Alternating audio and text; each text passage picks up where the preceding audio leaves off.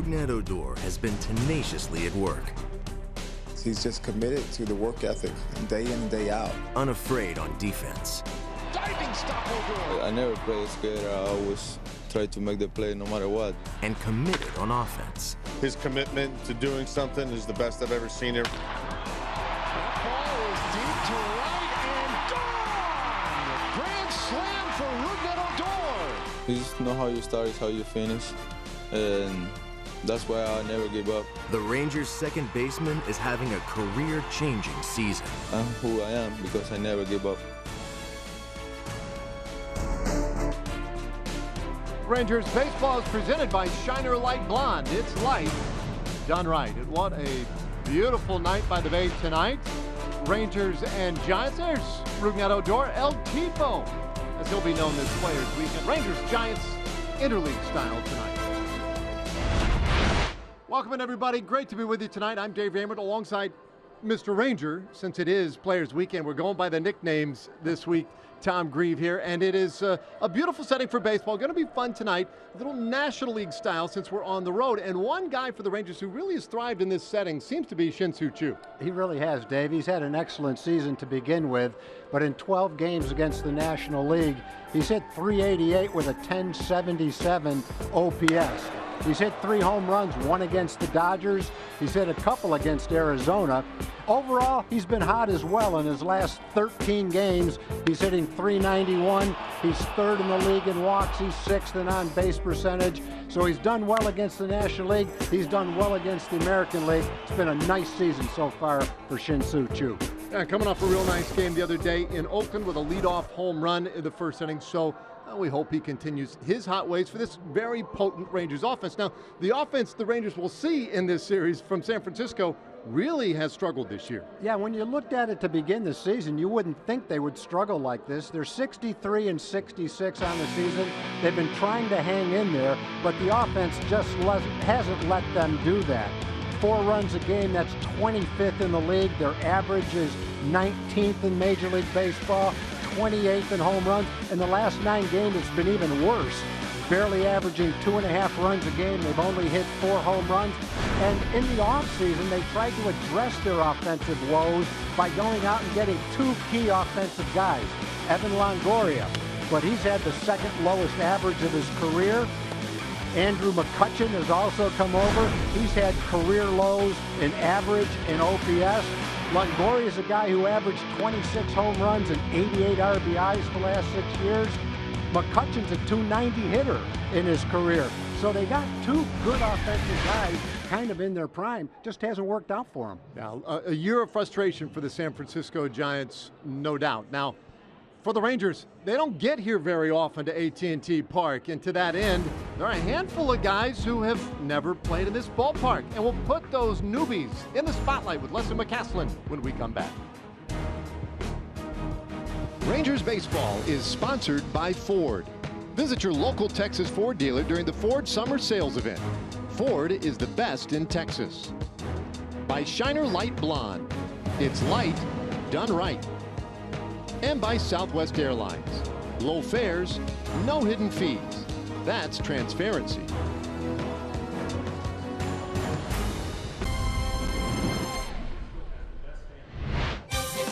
Welcome back to a beautiful and cool night here in San Francisco as the Rangers get ready for the first of 3 against the Giants.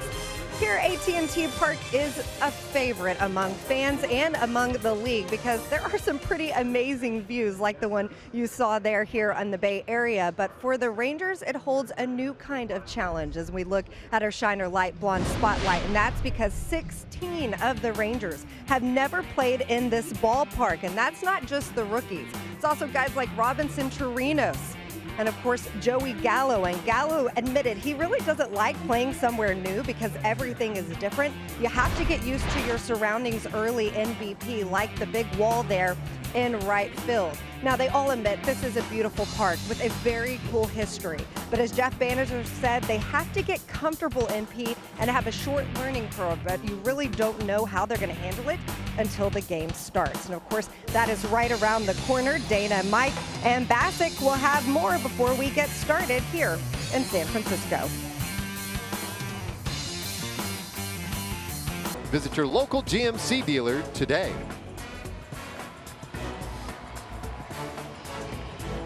Well, just about set to go tonight. Opening game in this 3-game series. The Giants take the field. Rangers coming into this one looking to continue what has been some pretty decent play, interleague style. 6-6 so far this year in games against National League clubs. This one, of course, on the road means that the pitchers will hit, which is interesting as we get ready for Shin-Soo Choo to lead things off, hoping he could repeat what he did Wednesday, leading up the game on the first pitch. Yep. 4th time this year for Choo. Yeah, that's kind of his spot right there, Dave. Up and out over the plate, and he's got excellent power to left center field. That's not a good place to throw him, especially on the first pitch of a game. He tends to jump right on it. Well, let's take a look at our Southwest Airlines starting lineup for the Rangers. Leading it off with Choo in left field, Rougned Odor at second base, then it's Elvis Andrus at short batting third. In the middle of the order, Mazzara, Profar, and Joey Gallo, who starts in center, by the way. Kiner Falefa catching, Guzman at first base, and Drew Hutchison on the mound and batting ninth. Let's take a look at our Shiner arsenal for Derek Rodriguez. He'll throw a 4-seam fastball and a sinker about half the time, and then he's got a good mix: cutter, curveball, and changeup. Curveball and changeup are good pitches for him. He gets a lot of outs with those two pitches, keeps his ball down, and for a young pitcher getting used to the big leagues for the first time, he's got excellent control. He's only walked 19 batters in 80 innings. The Giants defense is sponsored by Jack in the Box. Alan Hansen plays in left, Steven Duger in center. The veteran Andrew McCutcheon is in right field. Evan Longoria is at third base. Brandon Belt at first. Up the middle, it's Brandon Crawford and Joe Panik. And behind the plate, all-star Buster Posey. All set to go as Choo steps in against the rookie Derek Rodriguez. 6'1", 215 pounds. Recently turned 26 years old, and he has been a delight for the Giants. He gets us started with a fastball right in there for strike one. So they start the games here at a quarter after 7:15 local time, 9:15 Central Time, and Choo rolls this one weakly to the right side of the infield. Panik is on top of it and throws him out.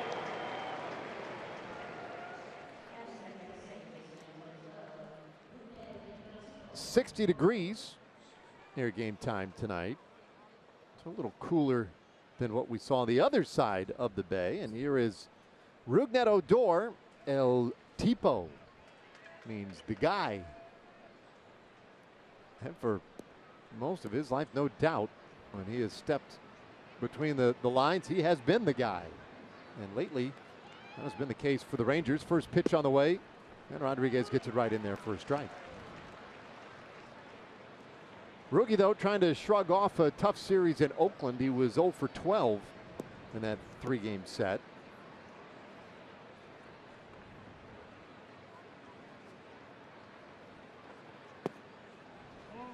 It's 1-1. Spacious ballpark here in San Francisco, and has always played to the pitcher's advantage. It gets particularly deep out in right center field. Triples Alley, as they call it, where it goes out to 421 feet.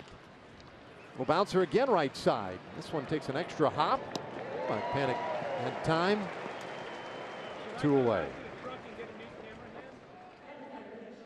There's Triples Alley out there, right center. You get it out there and you can run for a while. There was a concert, I don't know, about a week ago that did some damage to the grass in center field, and they had to replace a large chunk of the outfield. And it's, you know, in these cases, it's not as smooth, let's say, as the infield grass. The only outfield with a 421 sign or anything close to it in right center field would be the Red Sox ballpark, Fenway Park. Boy, pretty good start for Derek Rodriguez. 3 weakly hit ground balls. And a 1, 2, 3 for Rodriguez. So an efficient start for him. And now Drew Hutchison to see if he can answer for the Rangers. Bottom of the first inning. We'll take a look at the Giants starting lineup. The Giants 3 games under 500 now, 63 and 66, 9 games out in the West. Andrew McCutchen leads it off in right. Joe Panik at second base. Buster Posey catching. Then it's Belt, Evan Longoria, Brandon Crawford, the slick fielding shortstop, batting 6th. Alan Hansen at left.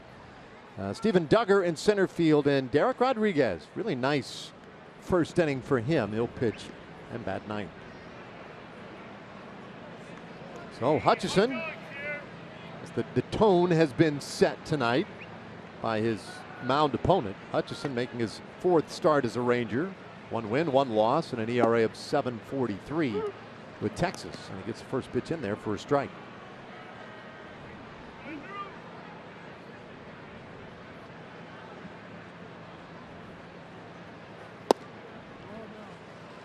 Missed by a whole lot. McCutchen having a down year. Average down nearly 40 points off his career average.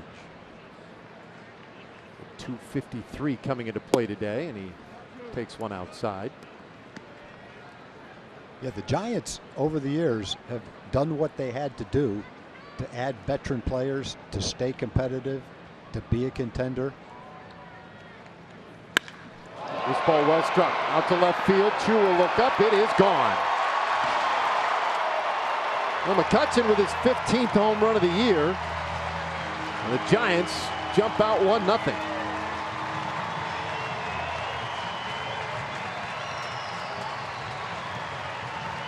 That pitch was right in McCutchen's wheelhouse.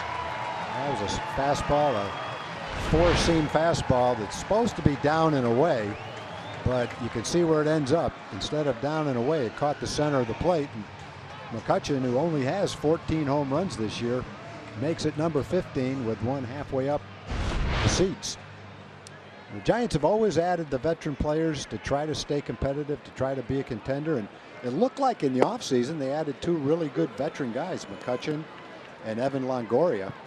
And on paper, and based on what they've done in the past, it was a nice addition to their offense. It just hasn't worked out yet this year for them.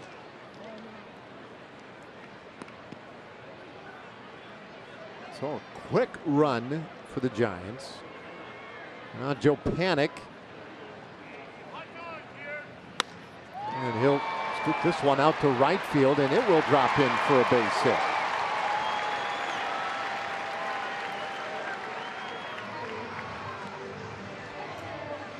I think the Giants heard the open to our show today when we kind of got on them a little bit for their lack of offense. They jumped right on it, the first 2 hitters of the game.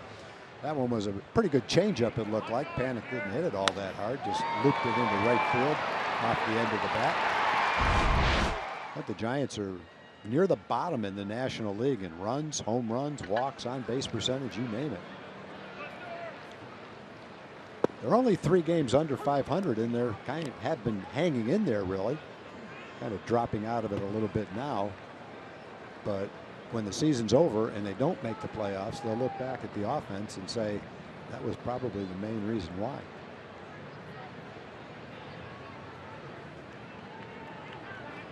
I'll check in on Panik, who has a couple of steals this year in 4 tries. Buster Posey, another guy who has struggled a little bit this year.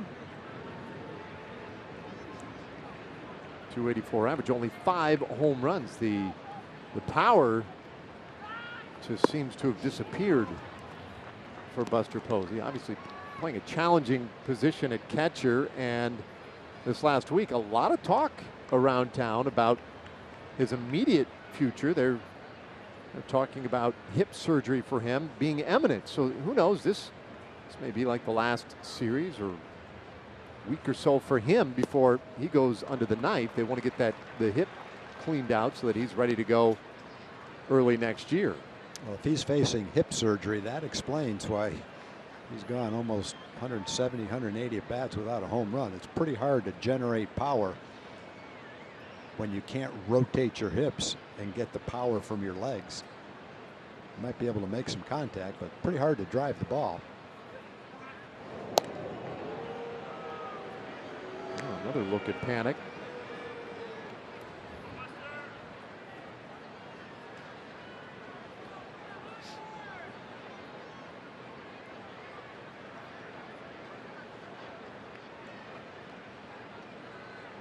Two and one the count. Rangers play him straight up on the infield.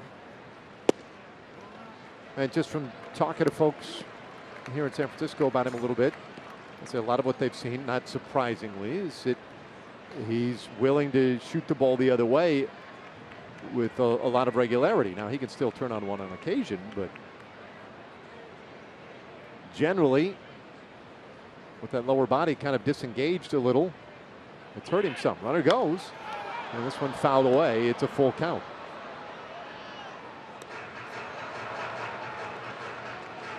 That's interesting. Hutchison was really dialed in on Panic over there at first base. And Panic was definitely on the move. Giants trying to put a play on, and we'll see how aggressive they want to be. They're an offense that has struggled to score runs, as we mentioned earlier. Even though McCutchen hit the leadoff home run.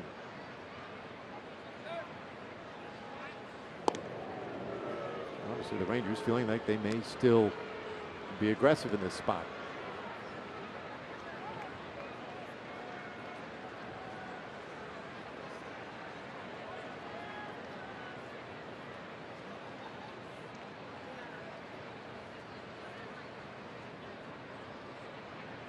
Long set. Again, the runner goes, and the pitch is outside. That's ball four. So, a walk to Posey.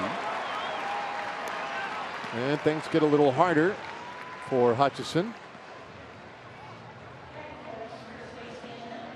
Take a look at the Shiner pitch arsenal for Drew Hutchison.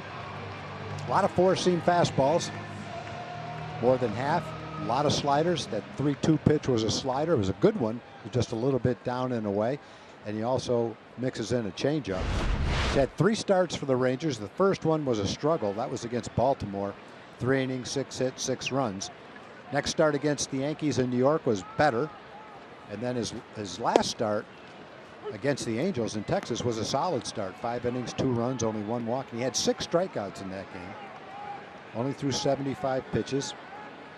He had 14 swings and misses in that last start.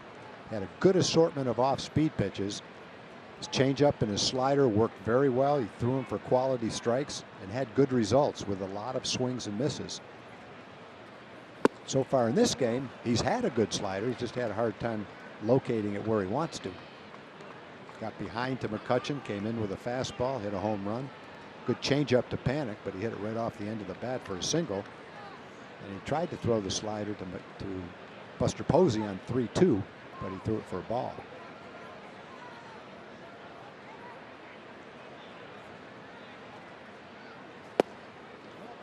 Just outside 2-1 to Brandon Belt.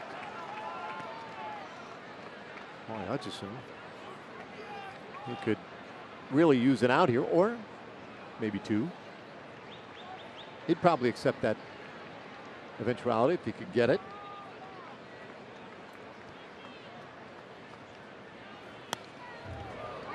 Two balls and 2 strikes on Brandon Belt. A guy who got off to a really good start this year. April and May, I guess that week of March in there as well. He was up near 310 with a batting average. 11 home runs. And then since June 1st, it's been a struggle. Only 3 home runs. The average at 216 since June 1st. He spoils that one to keep the at-bat going.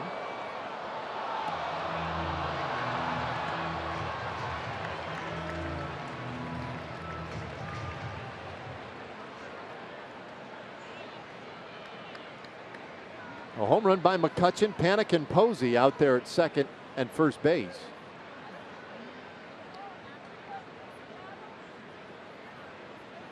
And Hutchison, the 27-year-old right-hander, taking a long look in.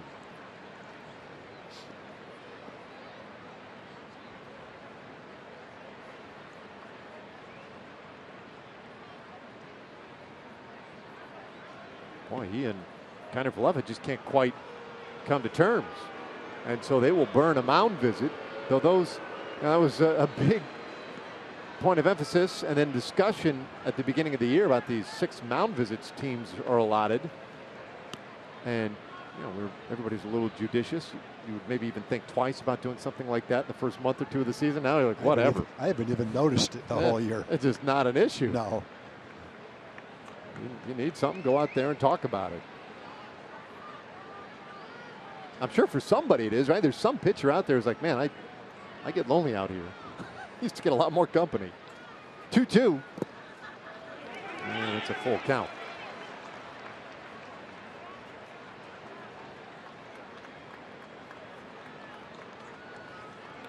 So Hutchison, it'll be his 20th pitch of the evening and is yet to retire a batter. Yeah, it's not a matter of stuff tonight. His pitches are good. It's just a matter of location so far. Trying to zero in on his location. He's not the kind of pitcher that can just throw it down the middle of the plate for the sake of throwing a strike. He depends on good command and being on the perimeter of the strike zone. He loses belt, so the bases are loaded. Back-to-back walks.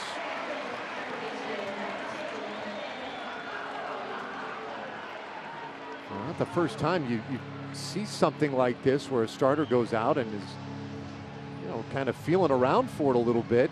And we say it on so many occasions over the course of a summer. Boy, if you're going to get to a guy, get to him early. And Hutchison, right now, he's on the precipice of a disastrous first inning, but he's only allowed the 1 run, and he could still catch a break here. And when you let a guy off a hook early, sometimes he can really settle in and do well. And that's the hope right now for Hutchison. For a manager, it's just got to be an awfully frightening proposition. Well, for a lot of reasons, Dave. Number one, you don't want to see any of your pitchers struggle. You don't want to fall behind early in the game, especially when the other pitcher has been as good as Derek Rodriguez has been. But also because you don't want to have to go to your bullpen this early in the ball game. So you're hoping that your starter can kind of work his way out of it. And when you think of Drew, you don't really think of a guy that's going to have control issues. He's the type of pitcher that depends on command. And before he got called up in AAA, that was not an issue. He's throwing a lot of strikes.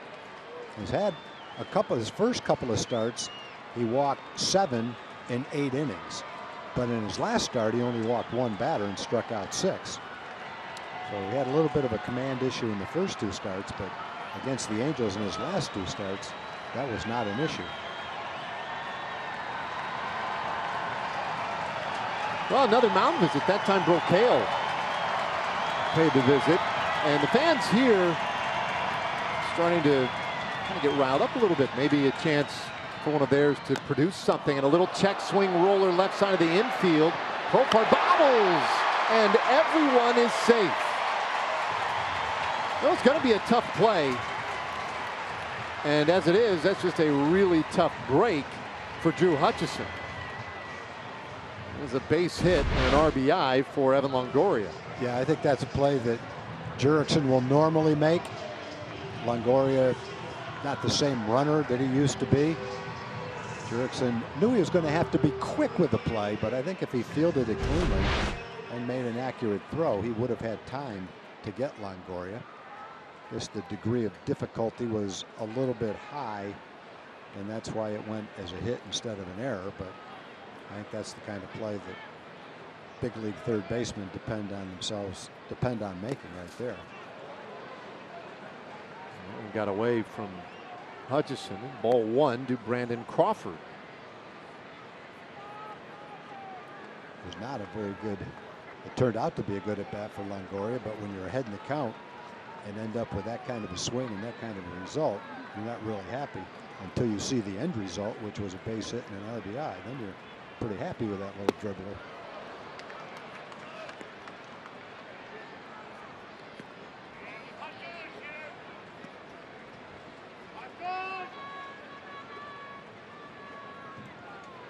Now 1-1 to Crawford. Already over 100 strikeouts this year for Crawford, who is best known for his defense. Won 3 consecutive Gold Gloves at shortstop. He is one of the best in the business. Ball and 2 strikes. Well, our Southwest Airlines bullpen live look. So, yeah, there you have it. Jeffrey Springs already preparing out there. We saw this on the homestand. I think it was Matt Moore must have pitched like 5 innings out of the bullpen before eventually getting in a game. The situation somewhat similar to this. Let's hope that Springs has to wait until a little later to get in. Near miss 2-2. That would mean that Hutchison got things back under control, and he's going to need to do so in a hurry here. Yeah, this is going to be his 28th pitch. 12 strikes, 15 balls.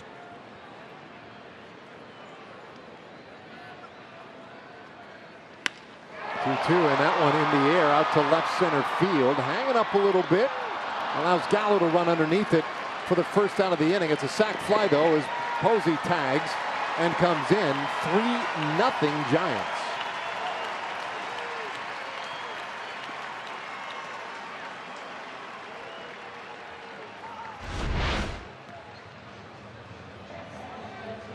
Yeah, Crawford hits the ball pretty good. Hit a little bit toward the end of the bat, but the ball carried pretty well to left center field. I don't think Joey was going to have to go quite that far to catch it. I don't think he thought he was either.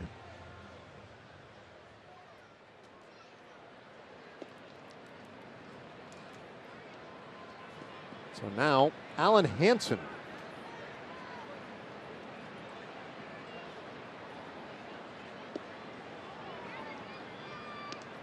Hansen kind of a utility guy for the Giants.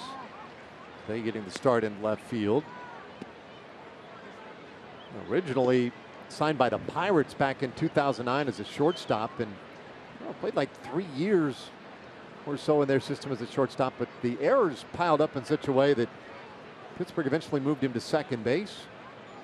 Got called up in his 7th year with the organization. This one lifted high in the air out to center field, and again Gallo able to get underneath it.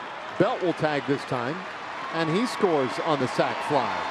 4 runs in this first inning for the Giants, and 4 runs has been, for the most part this year, a bit of a magic number for San Francisco. When they get to 4 runs, they win more, and by a wide margin, than they lose.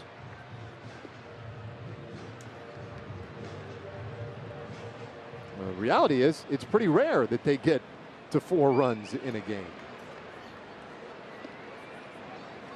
They are 47-15 this year when scoring 4 or more. Well, it's going to be a challenge for the Ranger hitters. Derek Rodriguez has pitched 6 or more innings and given up 2 runs or less in his last 8 starts. Well, they're going to have to do something against Derek tonight that teams haven't done in a couple of months.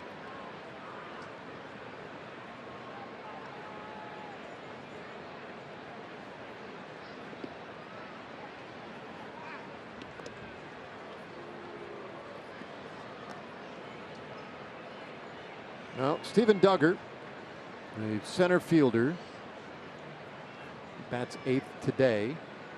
Batted 8th yesterday for the Giants as well. And Bruce Bochy, their manager, says he likes him down there at the bottom of the order. Maybe a chance to run him a little more aggressively. Takes a strike at the count, 0-2.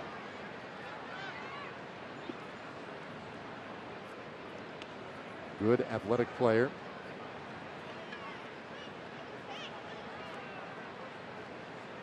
But not a huge offensive threat. Only a .244 average this year and 1 home run. Runner goes. The pitch is inside. Throw down to second. Bounces away. So Longoria with his 2nd stolen base of the year.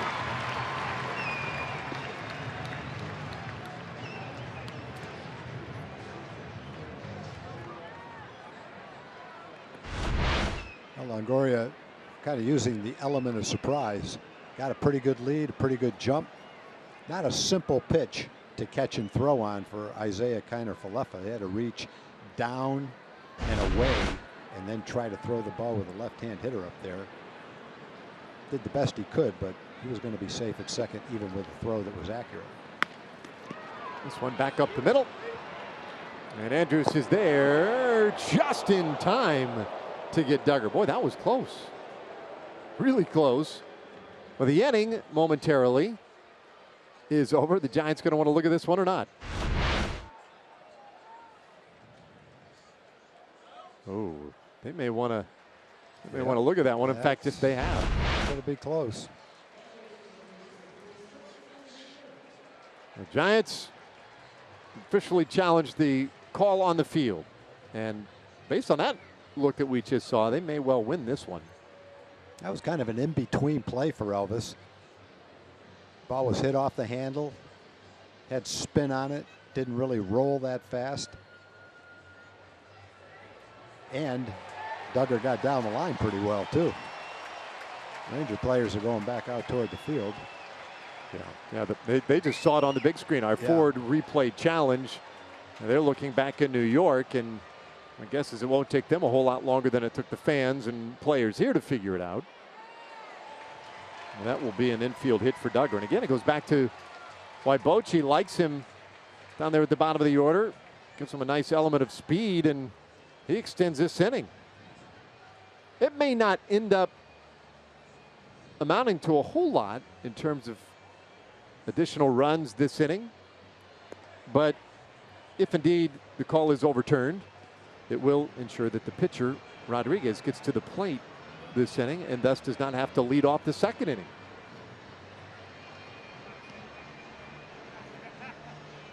I guess I'm just trying to appreciate the fact that most of our viewers are American League fans and watch mostly American League baseball. The reason that's an issue is you wouldn't expect Rodriguez to be able to get a hit. He's 1 for 21 on the season. And indeed, the call is safe. So it's overturned. Giants have him on the corners. Oh, we mentioned it's a beautiful ballpark. That's cool.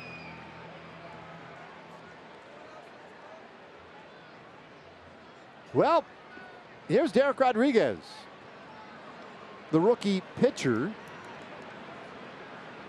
who in his debut did get a double, and that has been his only hit this year, and he takes a good hack at that one for strike one. Now, he was originally drafted as an outfielder, the 6th round pick by the Minnesota Twins back in 2011, and played 3 years in the minor leagues as an outfielder, eventually converting to pitcher.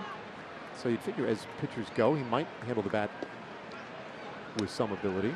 Pudge was saying the other day in one of the post-game shows, not on the air, we were talking about how well Derek was doing, and Pudge said he talked to him on the phone and said how proud he was of him and the way he's pitched. But 1 for 21, come on.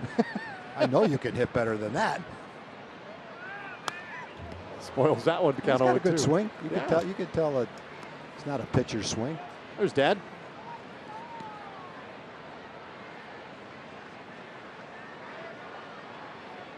Poor Pudge. I mean, he makes a trip, wants to see his son play. He's out on the mound there for all of about 45 seconds. Once he becomes a pitcher, you stop caring about how he hits. Well, this one bounced to a wide open right side of the infield. Great adjustment by Odor, and he manages to get Rodriguez to win the inning. Oh, that side almost opened up for him, but the inning is done. Giants score 4. We'll go to the second. A lot of work to do for the Rangers tonight. Leaderboard. Well, you look at the interleague records, and the Rangers historically, they've really enjoyed these matchups with the National League. Only the Red Sox, Yankees, and Angels have fared better in interleague play. And you see by the look at that leaderboard, very heavily weighted to the American League's favor over the years. Now that might be something that we're seeing shift just a tad, but for the Rangers, they've always liked this. It hasn't gotten off to a good start here tonight, though. 4-0 the score. And we'll see what the Rangers can do against Rodriguez here in the second inning. They only saw 7 pitches from him in the first. Nomar Mazar to lead it off.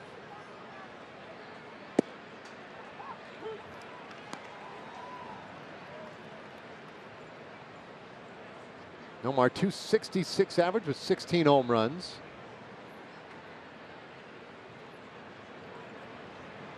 The big chill fouls this one back. 0-2. So Players Weekend, Tom, how do you like the shade of orange that the Giants chose? I actually love the Giants uniforms. Yeah. I think they look great. Rangers are okay. They're a little bland. See, I like the baby blue. I really dig that. I'd like it if you had baby blue pants on to go with it. Yeah, yeah. You know, really do it up right. But the baby blue and the gray, a little bit bland. I love the Giants orange though. It seems that it's the shade of orange from, what was it, like the 80s when the fluorescent orange golf ball made its appearance? That's what it kind of reminds me of. Or traffic cone. 2-2. He just missed. So Lazar works a full count here. Rodriguez thought he had strike 3.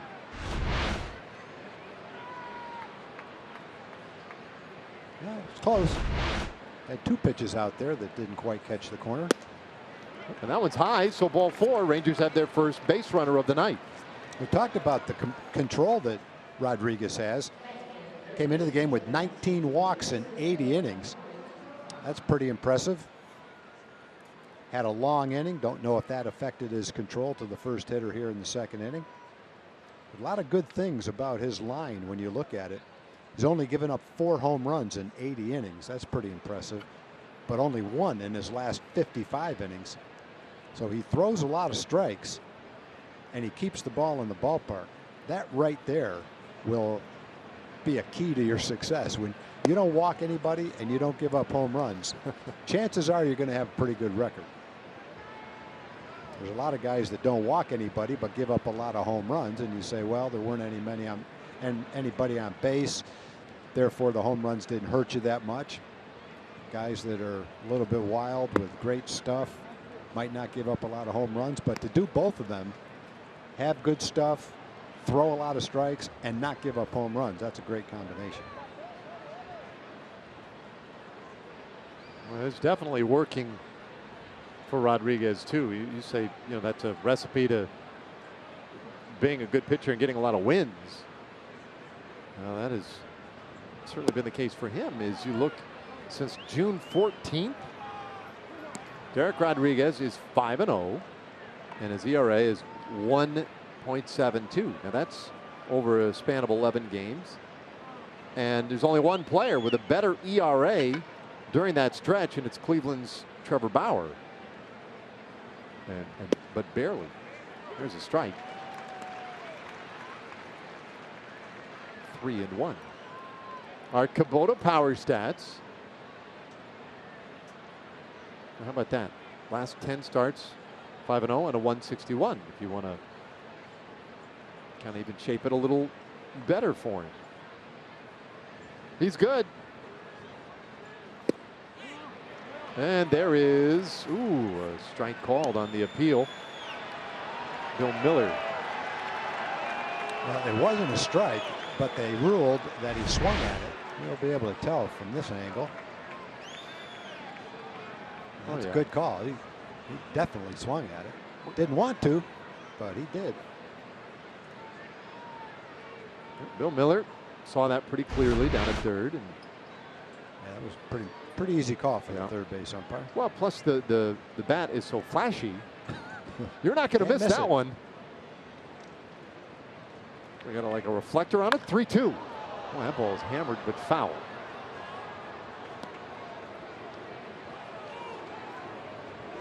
Look at that thing. You just don't see bats like that. Now I wonder if that's, you know, special for Players Weekend, if they allow the guys a little latitude that way that they wouldn't otherwise. I don't know. I don't know if there are rules for the color of your bat. Ground ball, second base, quick flip to second for 1, and the relay to first is in time. It's a double play. Panic to Crawford to Belt, and that leadoff walk is erased. Yeah, it just goes to show you how one pitch can turn an inning around. The 3-1 pitch was ball 4. Jurickson knew it. but he'd already started his swing. He couldn't stop it. It went as a strike, a foul ball, and then a ground ball. 2 outs instead of 2 men on and nobody out. 2 walks to start the second inning. A pitcher in trouble. Now you've got 2 outs and nobody on.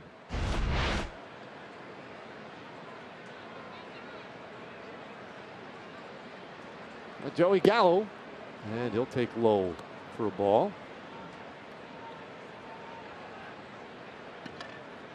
4-0 Giants on top.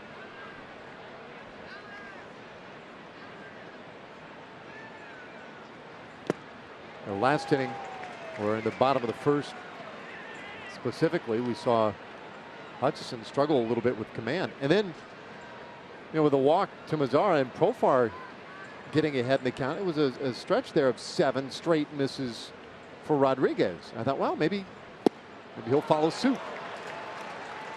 But he got it right back on track in a hurry, and now he's ahead of Gallo. 1 ball and 2 strikes. That's a good curveball. You can see why he has success with that curveball. It's well above average pitch. For a kid that was an outfielder not too long ago, got a pretty good idea what he's doing out there.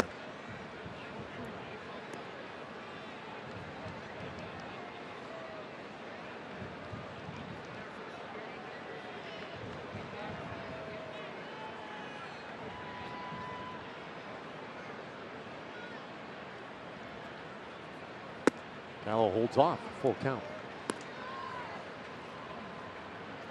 Talking to Dwayne Kuiper, one of the broadcasters here in San Francisco earlier today, about Rodriguez, and he said like it's all just sort of ho hum for Rodriguez. It's like he just feels and acts very comfortable.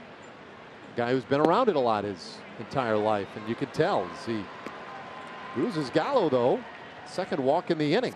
Yeah, he was impeccable in the first inning with his few pitches that he threw. They were all right where he wanted to throw them. This inning, he's walked 2 and could have walked another one. Ended up being a double play, but ball 4 was thrown. Jurickson just couldn't check his swing at it.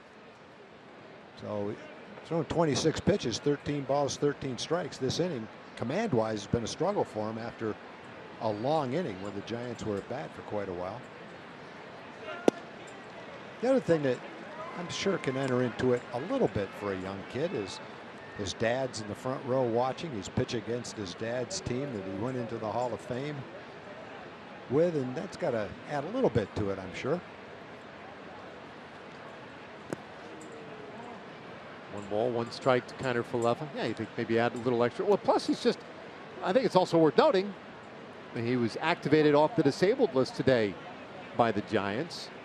He injured himself mildly when there was a little on the field incident between the Giants and Dodgers, as is sometimes the case with those 2 clubs.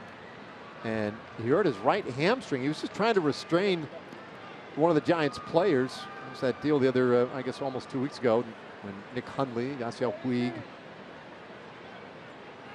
got a little involved on the field. And Rodriguez thought it was just a little leg cramp when he went running out of the field and holding his teammates back, and then later on realized no, he tweaked his hamstring. So who knows if he's even, maybe at full strength or just a little off kilter with that as well. I don't know, the stuff we've seen so far has been pretty impressive.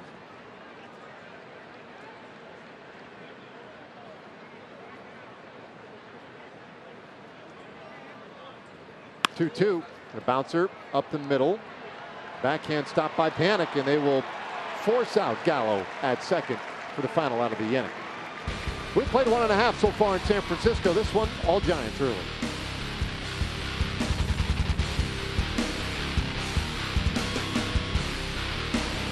To the Giants, and I am joined by a special guest, one we've been talking about all night long, and typically I'm talking to you on a set and working with you, Pudge. This is so different to be watching your son play out here. I know you've seen him pitch several times now, but how does it compare watching him pitch against your team?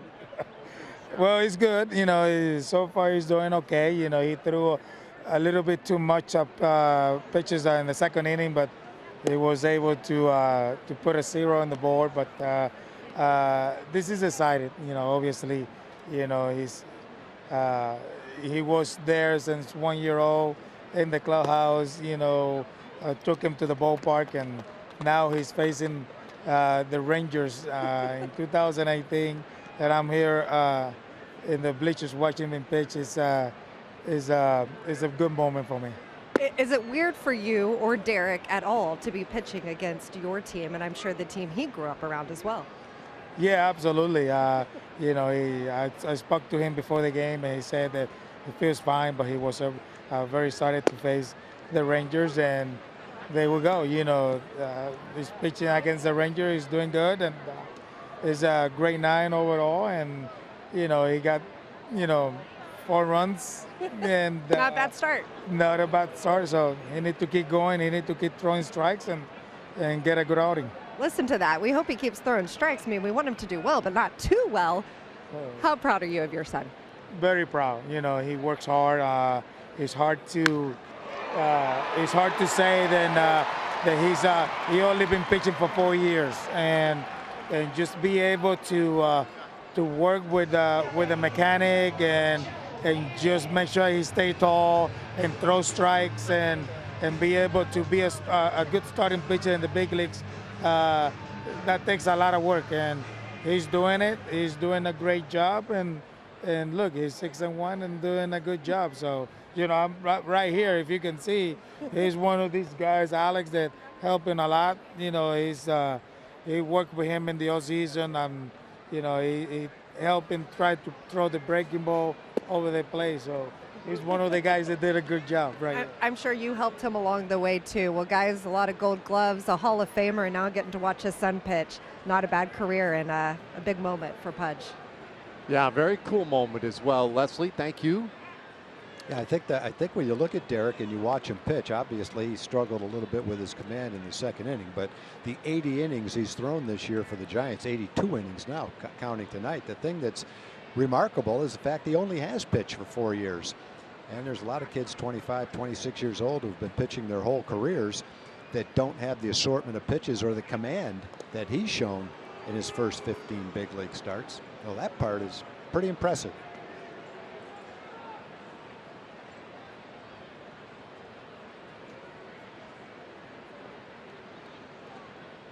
Now, the other key to this game will be Hutchison getting himself back on track a little bit. Joe Panic, left-handed hitter up there, and Hutchison had taken a small lead, but watches that one fouled away. It's 0-2. Yeah, the first inning was a tough inning. He got behind McCutcheon, threw a fastball, and he hit that ball hard.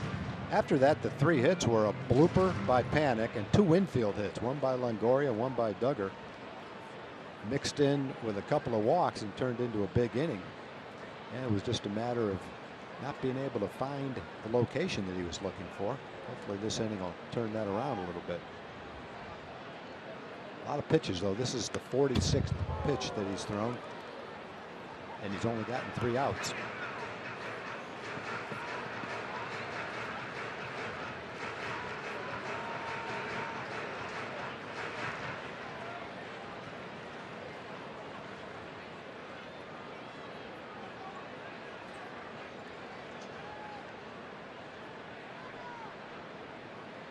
Cutchin with a decent lead.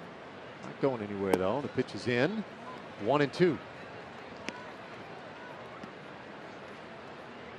Giants seem more than willing right now just to kind of wait him out a little bit and make him throw a strike. And the problem with that is, and once he does, they can kind of pick and choose which strike they want to deal with.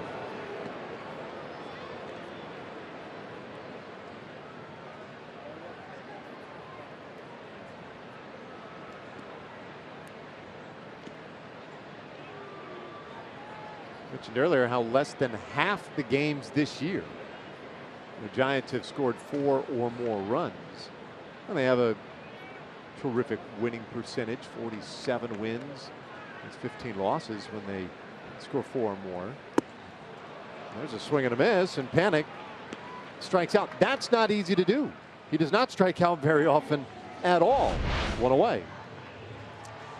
Well, you got him to swing at a high fastball. And Panic doesn't walk very much either, so he swings at a lot of pitches. And He wasn't able to make contact with that high fastball, but you're right, Dave. 19 walks and only 19 strikeouts. That's a line you don't see in the big leagues today. Might be the only one. Buster Posey now. And he takes a strike. Yeah, Panic. Last year, I think he was the only qualified hitter with a strikeout rate of less than 10%, which was right along his career average of about 9.5%. It's even lower this year. It's like 6 or 7%. So that was a big strikeout. This one off the plate, 1-1 to Buster Posey. We talked earlier about Buster Posey's physical ailments right now. He's got a bad hip that is holding him back a touch. And you just feel like, well, if you can get him to put it on the ground, then that leadoff single would be forgotten. You could maybe roll up 2 outs here on 1 pitch. Get back into the dugout. 1-2 the count.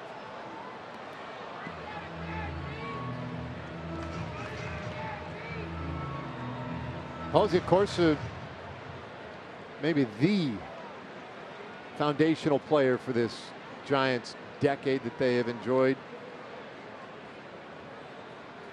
All the World Series championships, 3 of those in a 5-year span.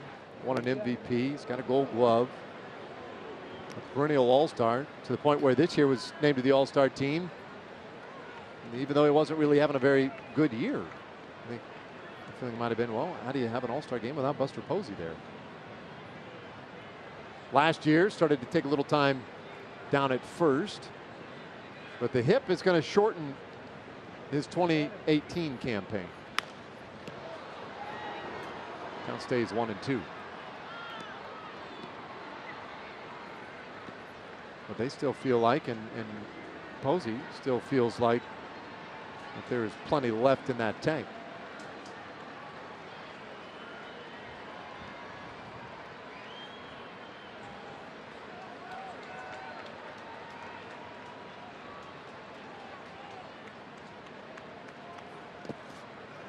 Two and two.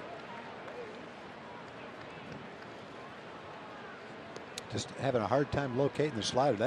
That's a good pitch for him. If he's going to get swings and misses, that's probably the pitch he'll get most of them with. And it's been a good pitch as far as how sharp and how much it breaks.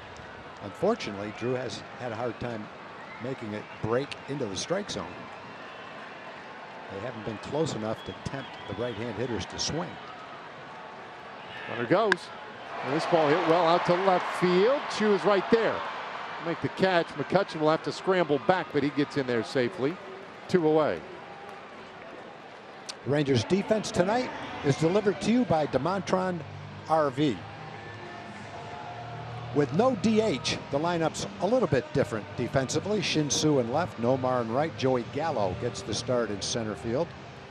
Jurickson Profar again at third. Ronald Guzman at first. Up the middle, as usual, Elvis Andrus and Rougned Odor. And Isaiah Kiner-Falefa gets the start at catcher.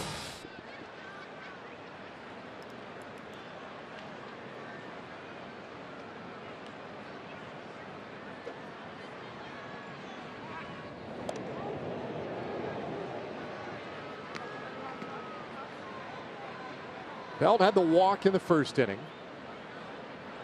One of 2 Giants walks in the first.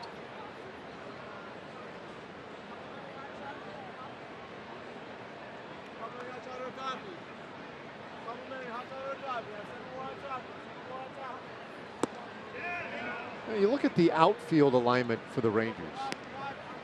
Maybe 3 outfielders, and they're shifted a little to the left. And then you have Odor, who's gone out from second base, and he's in short right field. I mean, in some ways, from maybe just the perspective tonight or something, it almost looks like more of a 4 outfield alignment.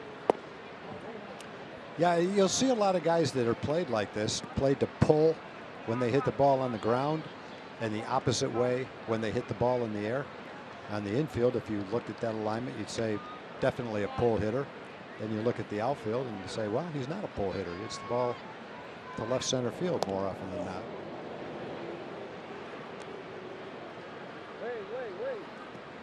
guess Rugi's there to prevent a line drive to right field becoming a double. Yeah, it's interesting. It's just, if it gets past him, there is just a lot of real estate. If he hits it right down the right field line, it's probably a triple. When it goes, there's a swing and a miss. Throw down to second. Not in time. So McCutchen with his 12th stolen base of the year. Longoria stole second in the first inning. McCutchen here. Both of them had a pretty good lead, pretty decent jump. Hutchison a little bit slow to deliver the ball to the plate. And in that particular on that particular throw, Isaiah made a nice strong throw, got rid of it. Good velocity, good location, just didn't get it there in time. Well, sends one high in the air out to right center, and the big chill finds his way underneath it. The inning is done. Giants leave a man in scoring position. We've played 2 so far tonight. And more interleague play on the way starting Tuesday night, Tuesday and Wednesday, the 28th and 29th. Dodgers will be in town. Great seats still available. Go to TexasRangers.com. Call 972 Rangers and come on out and see us. Now Ronald Guzman. Then the pitcher spot and then back up to the top of the order. Guzman pulls this one foul. No balls and 2 strikes. Rangers have had a couple of walks so far tonight off Derek Rodriguez. But that's it. No hits yet.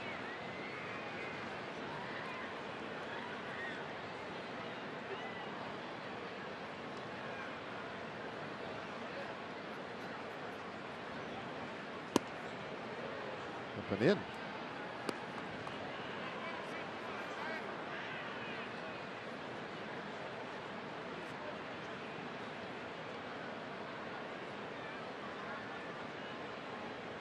Guzman was 1 for 4 in Wednesday's finale in Oakland. He strikes out here, and that's first strikeout of the night for Rodriguez. 1 away. Yeah, Derek has not been a strikeout pitcher yet. 65 strikeouts in 80 innings. But he's gotten a lot of weak contact, and when he does get strikeouts, that's probably the pitch that gets more than any other pitch. That's a good curveball, good downward breaking curveball. That's a swing and a miss pitch for sure. Well, now Hutchison, and he takes a strike. Hutchison in his career 3 for 10 with a walk.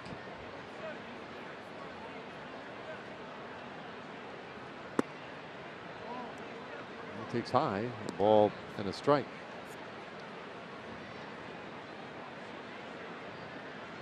So some Rangers pitchers getting a chance to swing the bat in this series, and they were working on it in Oakland a little bit at the end of the last homestand. The pitchers getting out there and taking a little BP, going through some of the responsibilities, bunting and whatnot. It's always a much bigger deal for American League teams in these interleague games. 2-2.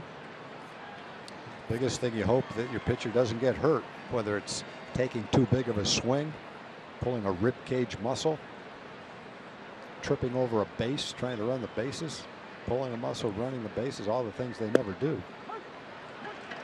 And strike 3 called. Hutchison down looking, there 2 away.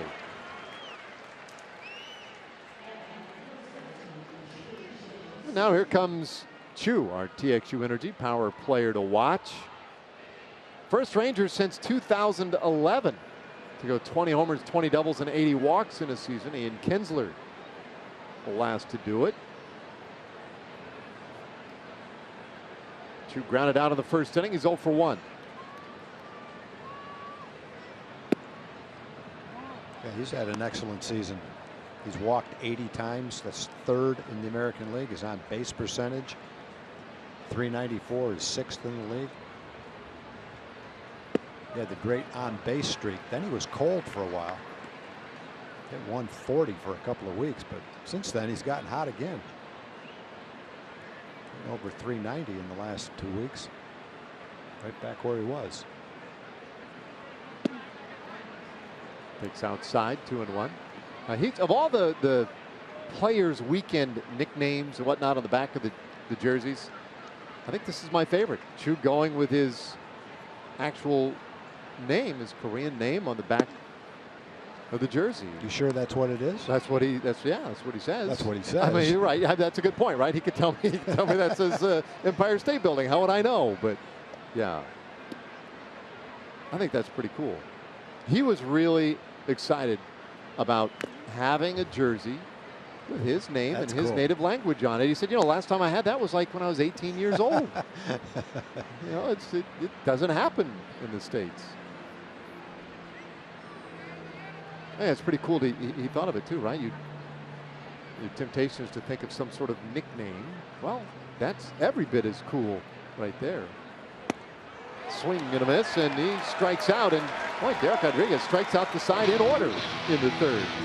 We played 2.5. It's 4-0 San Francisco. I mean, if you can do that for, let's say, spread that out over a year of at-bats, you would be really, really good. Well, Hutchison put up a 0 last inning and hopes to do it again here in the third. He'll get Longoria, Brandon Crawford, and Alan Hansen from the Giants. Now Longoria hits this ball hard out to left field, but Chu able to track it down, 1 away. Yeah, fortunately, Drew got that one in enough to where Longoria didn't hit it off the barrel of the bat. Yeah, pretty good distance, but that wasn't a ball that had the sound that you hear when a ball's really struck well, like the one McCutchen hit to lead off the game. That one you saw jump off the bat. That one got in on his fist a little bit. Good movement on that pitch and good location with it to get the first out. So 1 away, and Brandon Crawford will take a strike. Crawford drove in a run in the first inning with a sac fly. He and the man waiting on deck, Alan Hansen, with the same trick in that inning. Now, when you go back and you look at that first inning for the Giants, Crawford lofts one into shallow center, 2 away. I mean, they had the home run by McCutchen. They took advantage of a couple of walks, but the next run scoring moments for them, an infield hit and 2 sac flies. Now, got the job done, got them those extra 3 runs, but it might, in a way, speak to the Giants' offensive struggles this year. A big inning, but maybe not as impressive a big inning as other teams occasionally have. Little flare out to left field. Chu coming on, and that'll make for a quick bottom of the third. So Hutchison does get it back on track in the third. We go to the 4th inning. It's still 4-0.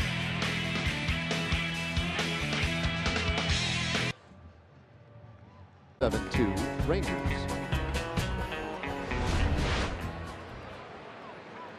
Well, let's see if the Rangers offense, now second time through the order, can figure out a little something with Derek Rodriguez. Odor grounded out in the first inning. 0 for 1. He bats second in the Rangers order tonight.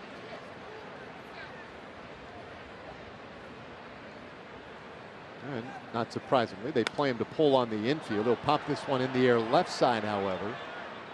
They'll get into the seats, 1-1.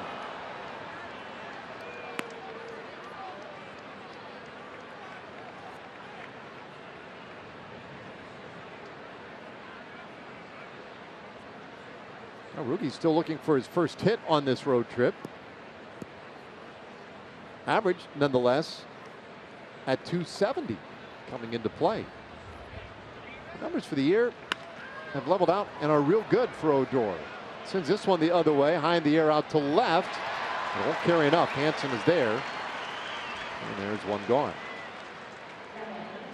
And that also gives us a moment now to check in with our friends at Southwest Kia. At Southwest Kia, we make car buying easy. $250 down delivers, monthly payments $250 a month or less. SouthwestKia.com. And 1 out.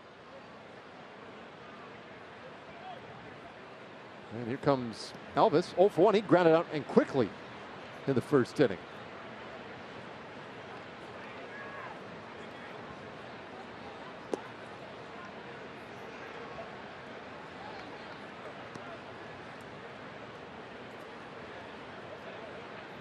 Well, I kind of like those colorful bats.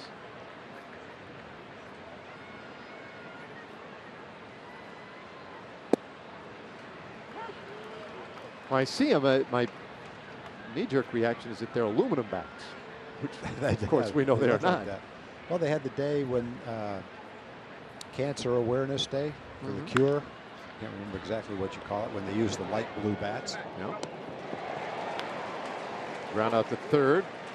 Oh, 2 away. Yeah, and then the pink bats. Breast Cancer Awareness Day, but then these players' weekends. So colorful uniforms all around baseball, and then the guys get to put their nicknames on the back of the jerseys, and then express themselves on the sleeves. There, you'll see those patches on the right sleeves. So if you're gonna go out there and play in a game with a uniform, what's your nickname going to be? That's a great question. Because I'm getting some suggestions from the truck. Oh, that's nice. I'm sure they're all. Now, because I like you so much, I'm probably not going to say one of them. But they say it's a nickname that you've kind of given yourself. Well, I'm not going to get to drive my car out on the field. It kind of came up in the golf match the other day. I heard Vito say something about, oh, you're the Davester? When I drive. Oh, when you drive. Yeah, when I drive my car. It's this, what do you call it? An alternate personality. Yeah. You're a different person when you drive? Yeah, I don't have to be myself anymore. Oh. I can zoom all over. I can cut inside, outside traffic. And it's not me. It's a Davester. Fly ball center field. And a near collision out there. All right, Davester. Take us to break. Here we go. Bottom of the fourth coming. 4-0. Field again. Of course, you'll see from Players Weekend, they have some different names on their jerseys, and that includes Ronald Guzman, who did this name in honor of his grandfather, Percio Cepeda. Now, in Latin culture, they have 2 last names, and of course, Cepeda is his maternal grandfather. So when he was drafted, he dropped the Cepeda and just became Guzman. Well, he said his granddad taught him his love of baseball. He always watched it with him, yelled at him when he was playing it too much, and he said when he signed, his grandfather always said, "Why don't I ever see my last name?" So today was his opportunity, and he said he was happy to do it for him this weekend, guys. Yeah, really, really close to his grandfather, and it's a very cool honor that he's able to, great way to be able to draw attention to him. And it was, of course, it was also his grandfather who taught him to dislike the Yankees. Right? That was the great thing of that New York series, how much he hated the New York Yankees. Couldn't have honored him any better than that. Man, he did him right.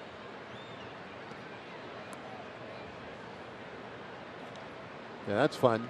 And the guys, again, some of them get to have a little fun with the nickname. Some of them use it to, honor a family member. Duggar, meanwhile, ball and 2 strikes on him. Tom, you want to take a guess at what his nickname is, what he chose? Duggar? Yeah. There it is, Doug. That was too obvious. I couldn't even go with that. Well, there are so many. There's so many that were, a little bit disappointing. Like Buster Posey went with Buster. Oh, I mean, could have done something like Gerald or something. I mean, just mix it up a little. 2-2. It is kind of a funny way, though, to really get into a guy's personality, though, right? You find out a little more about what makes him tick, maybe how far out he'll go. Who we had last year was, we just had a really goofy one last year. Hey, Jake Griffin and Sweet Lettuce. I got to believe that no one has ever called him that in his life. But he just decided made it up. I want to put Sweet Lettuce on the back of my jersey. Sounds like the name of his rock group. Probably is. Maybe sold some albums. So Doug with a full count here.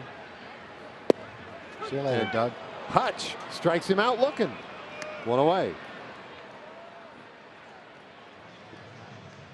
Now it's a well-located fastball right down at the bottom of the zone. And you can see the location of those pitches. A lot of strikes, but a lot of quality strikes, all on the edges. That first inning was a tough inning because that's what he was trying to do in the first inning. But he was missing the edges, and they were off the plate. Well, fly ball out to center field.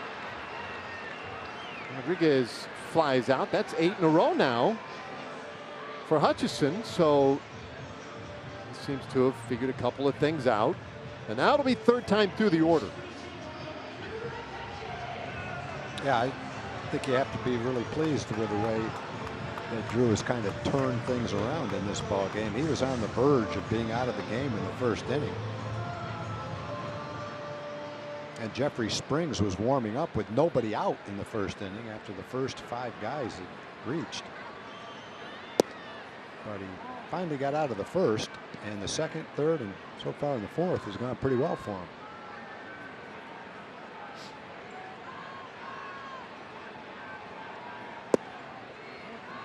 Breaking ball misses low, 2-0 to McCutchen. Yeah, this is kind of where he was the first time up, behind in the count. And McCutchen jumped on a fastball. Same thing in the second inning when he hit a line shot to left field. Both on fastballs, both caught the middle of the plate. And he tried a changeup. McCutchen didn't chase it.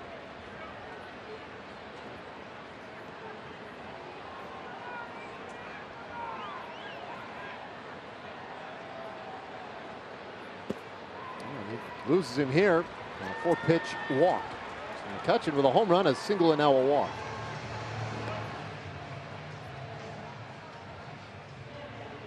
I'll bring up Joe Panik.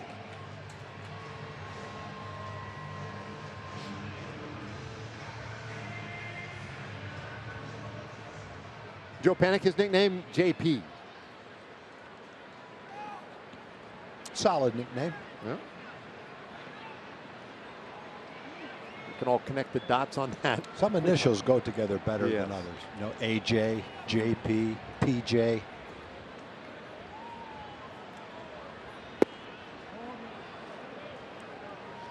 Like initials like RS, not that great. That didn't work. That just didn't work. FP Santangelo. It's okay. That worked. Not a common one. J fits into a lot of good nicknames. Yeah. Yep. JT Snow, former Giant. DJ. J can go either first or second. Be pretty solid. JJ, you go with JJ. JJ. Just do both. Yeah, on any given day, you can look at the golf leaders and see 3 JJs. One of them, J.J. Henry from Fort Worth. Big TCU alum.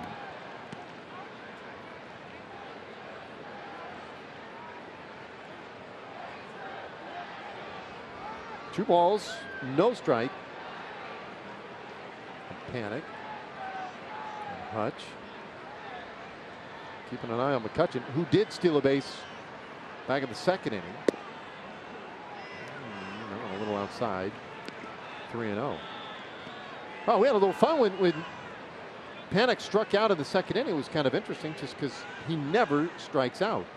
And you pointed out at the time, well, he doesn't walk either. No, he doesn't. So would it be possible for him to strike out and then walk in successive two straight at bats? Runner goes. There's a strike. Go down to second, not in time. And McCutchen with his second stolen base of the night gives him 13 now this year. The Giants have stolen 3 bases early in the game.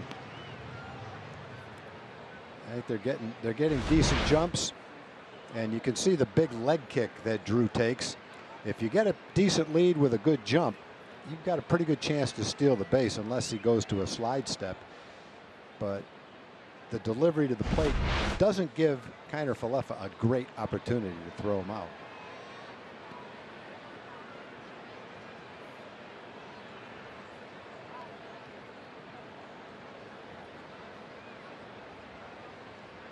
Three and one the count. And there is ball 4. So he has done it. Well, his line looks much better now, though. 19 walks, 19 strikeouts has turned into 20-20. It's got a much better ring to it now. Yeah, it certainly looks good. So 2 men on. After 2 quick outs, a couple of walks, and a spot here now for Buster Posey. Yeah, if you could have gotten the 3rd out quickly, you know, his pitch count might have allowed him to get a couple more innings, but with those 2 walks and 10 or 11 more pitches, now he's going to be up over, this will be 81 pitches now. That one line to center field, a base hit. Gallo's got a great arm. McCutchen can run, the throw cut off. McCutchen scores from second on the Posey single, and it's 5-0 San Francisco. He'd retired 8 in a row, was kind of cruising, and all of a sudden up came the 2 walks. And just like in the first inning when he walked back-to-back batters, the walks have hurt him here in the 4th. He walked 4 batters, they've come back-to-back in the 1st, back-to-back here in the 4th.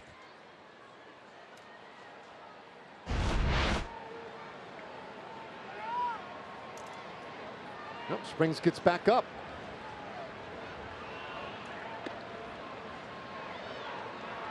Brandon Belt 0 for 1 with a walk and a run scored. And hits this ball hard to center field. Gallo coming on. He'll have to take it on a hop. Panic sent from 3rd.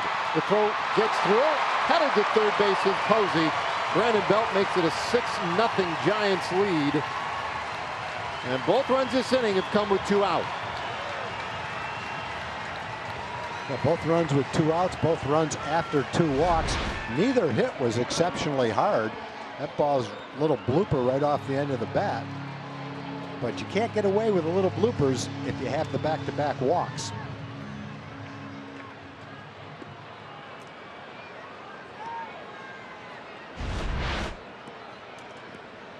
So, runners on the corners now for Evan Longoria. 6 runs on 7 hits for the Giants. Longoria reached on an infield hit. He's also lined out to left.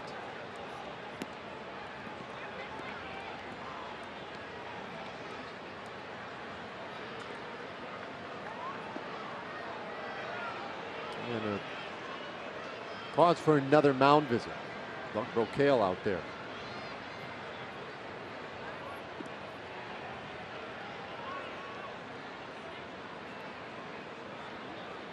So you're right. I mean, Hodgson, after those 2 quick outs, you're thinking, wow, get back in the dugout, maybe pitch you a 5th. Who knows if it goes well again, maybe even a 6th inning. Yeah, the way he'd been pitching, it looked like he might get through 6 innings.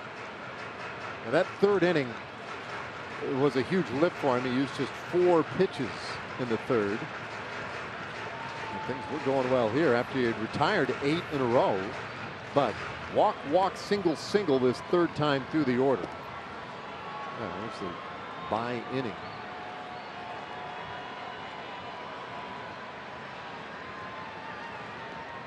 Well, the pitches are piling up on him. And Longoria, though it has not been a big year for him, still a very dangerous hitter. And he takes low, 2-0. It's the first year as a Giant for Longoria. Guy who put up pretty consistent numbers in Tampa.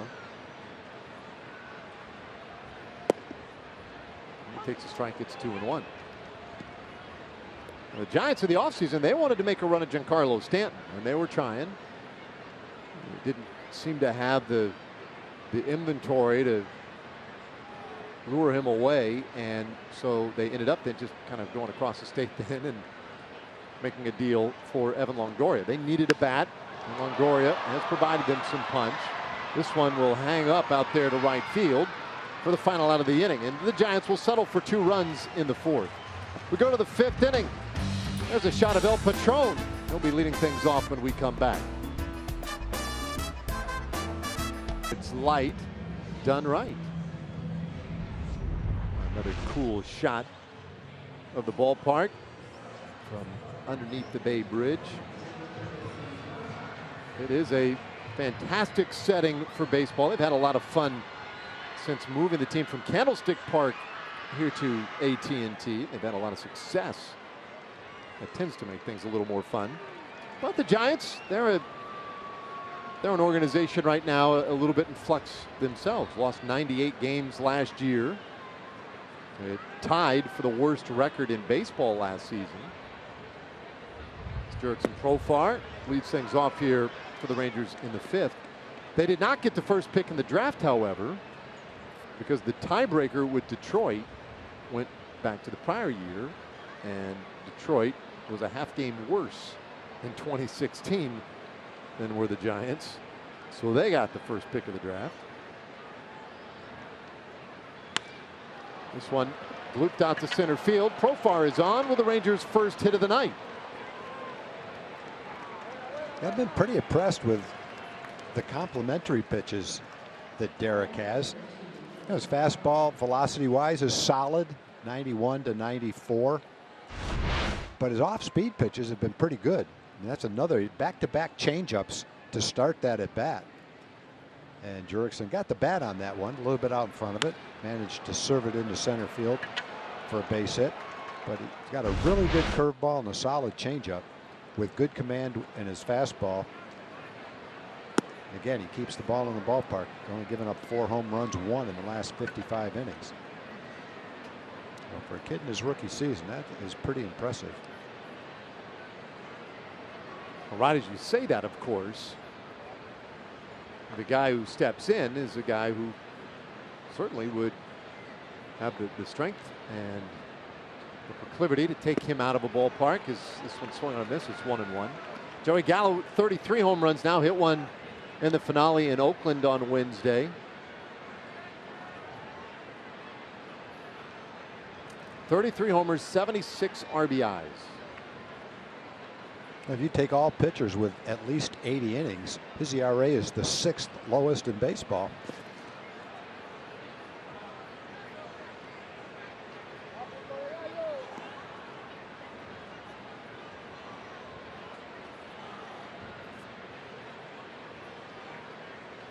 Well, you can see why tonight anyway. I mean, he has been a tough opponent for these Rangers hitters, and this Rangers offense has had a good deal of success, especially here in the second half of the season. Strike to Gallo makes it 2-2. This is one of the most potent offenses in all of baseball in the second half. Though they hit a wall of sorts in Oakland, they're now struggling here tonight against Derek Rodriguez. 2-2 pitch. And that misses to run the count full.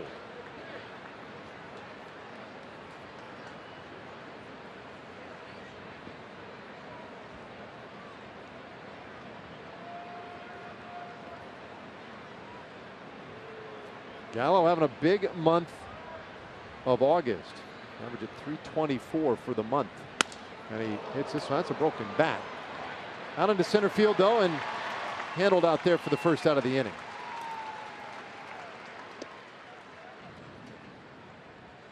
Coming up on this next homestand, the opening game Tuesday night against the Dodgers. It's a 7:05 start, and the first 15,000 fans are going to get a Robinson Chirinos removable mask bobblehead, courtesy of StubHub. And you can get your tickets at TexasRangers.com or by calling 972-RANGERS.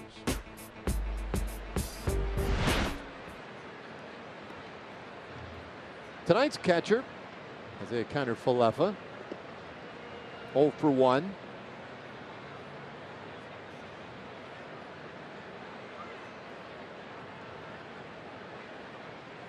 Four home runs this year for Kiner-Falefa, 265 average.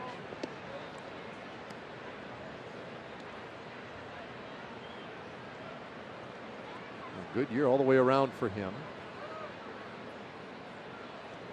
Played in one game in Oakland, went 0 for 3. And he is, as he has done more and more catching, the offensive numbers have taken a bit of a hit. This one out to left field, and it will drop in, base hit. 2 hits in the inning now. Profar has to stop at second, but the Rangers offense showing a little life.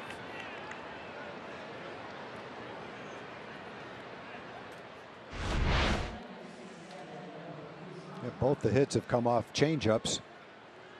The hitter has been out in front of him, Profar, Falefa, but able to loop him into the outfield for base hits. Yeah, that one big swing, got right back in the ball game. Tough to do against Rodriguez, though. He's only given up 4 in 84 innings.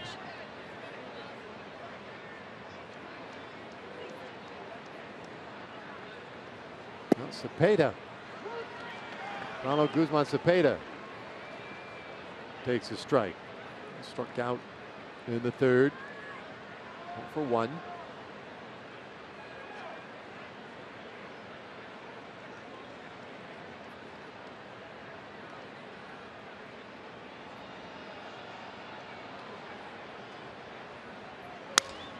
This one high in the air out to center field.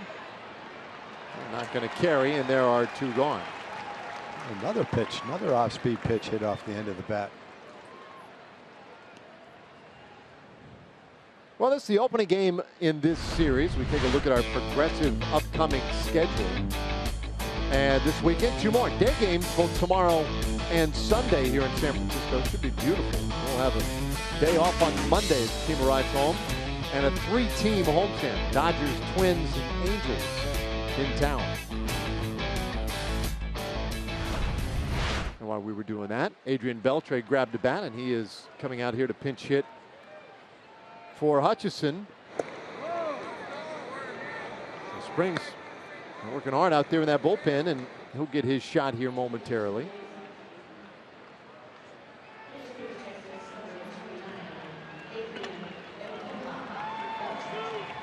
Beltre gets a little respect from some of the folks here at AT&T. A lot of people asking when we got here today, would we see Adrian play third base in this series? You know, is he going to be limited to just pinch hitting, etc.? And Banny made that pretty clear the other day in Oakland, saying it was unlikely that he would play Adrian in the field here.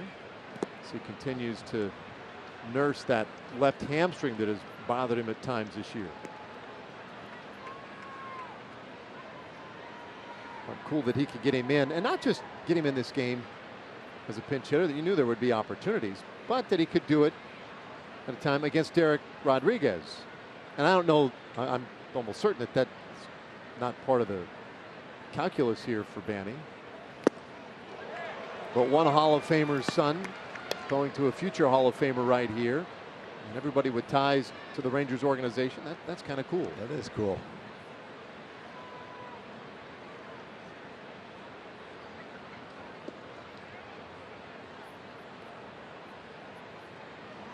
No time called.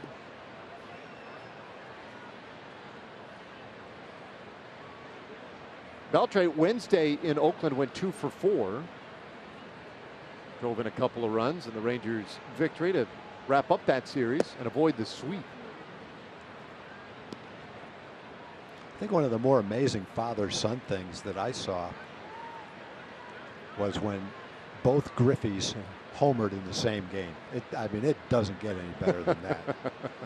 Not that a dad watched his son play, but that a dad played in the same game with him and hit a home run.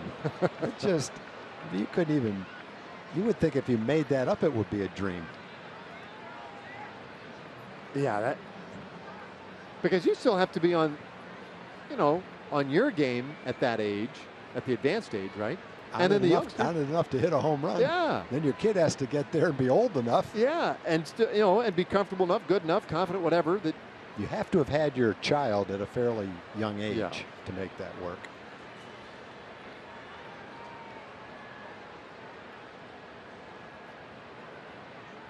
Two balls and a strike here on Beltre. Pardon me, 3 balls and a strike, and that is ball 4. So they are loaded up.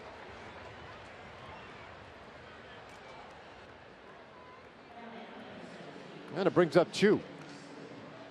Well, Rodriguez hasn't pitched in 12 days. The last time he pitched was the 12th.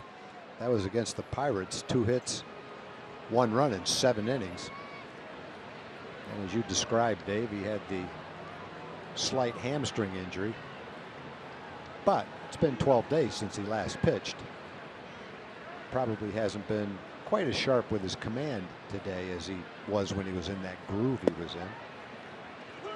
That was his 3rd walk in the game. Well, he's facing a pretty hot hitter here in Shin-Soo Choo.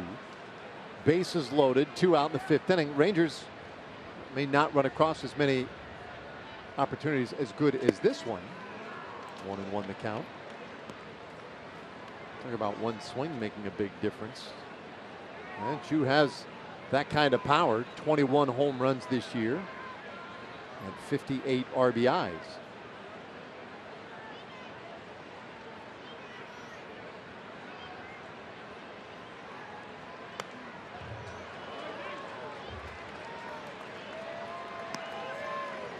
Well, the Rangers have Profar at 3rd, Kiner Falefa at 2nd, Beltre at 1st. Down 6-0. Trying to break through against one of the hottest pitchers right now in the National League. Pudge's son, Derek Rodriguez. The rookie's 1-2. And that one out into left field. Could be trouble. Drops in, base hit. 2-run score on the bloop single by Chu. And the Rangers are on the scoreboard. Well, it's kind of fitting that the Rangers would chime in with a bloop single to drive in a run. The Giants have done it several times already in this game. They've had the infield hits, the bloopers to bring in runs. The Rangers have hit 3 soft singles in this inning. Profar, Kiner Falefa, changeups off the end of the bat. Looks like a fastball that jammed Chu, and he sliced it into left field. McCutchen plays it on a hop. The Rangers pick up a couple of runs.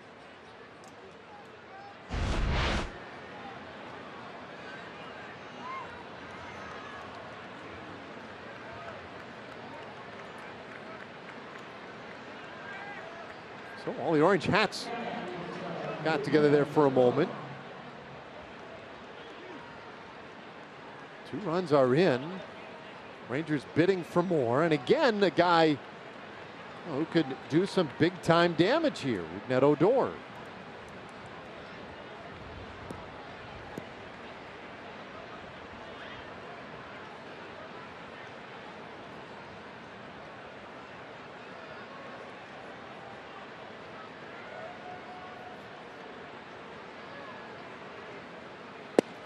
Rodriguez puts it on the corner for a strike.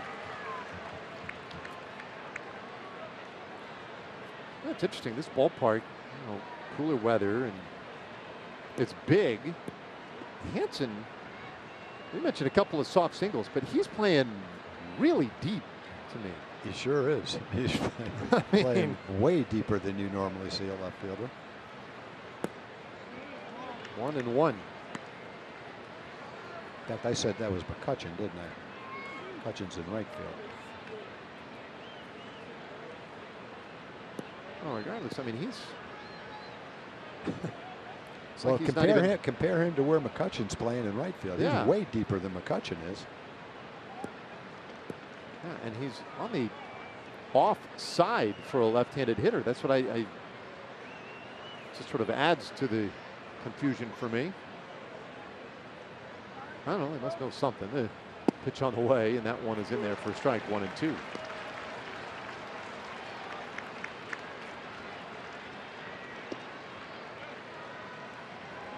Now the Rangers finally broke through. Chu with a big 2-out single.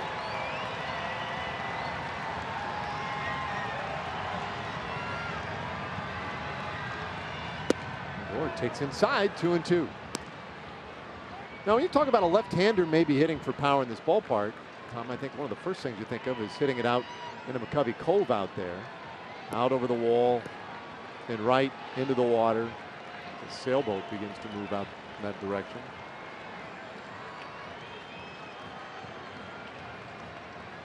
Well, if you're a left-hand hitter and you're going to pull a home run, you better pull it toward the line, not go to right center field.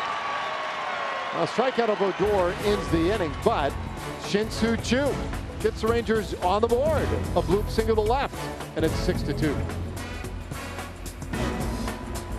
In Who's Out pitching change, sponsored by In-N-Out Burger. Well, Jeffrey Springs is in, and that means that Drew Hutchison is out. Springs will take over in this 5th inning, his 8th appearance. Fastball, slider, and a changeup. Changeup is his best pitch, throws it a lot, and combined with a fastball, it's a good complementary pitch for him.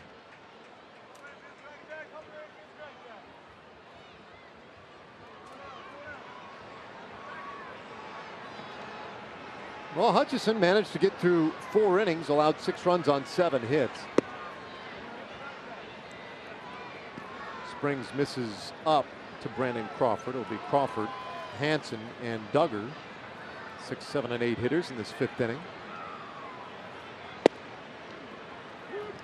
1-1. Crawford 0 for 1 with a sac fly.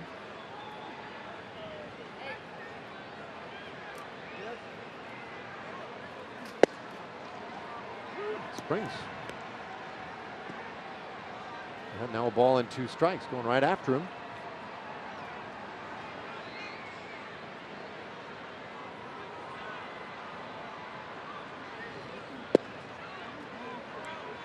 Jeffrey made his debut this year in an interleague game in Arizona. Big strikeout guy in the minor leagues, 4 minor league seasons.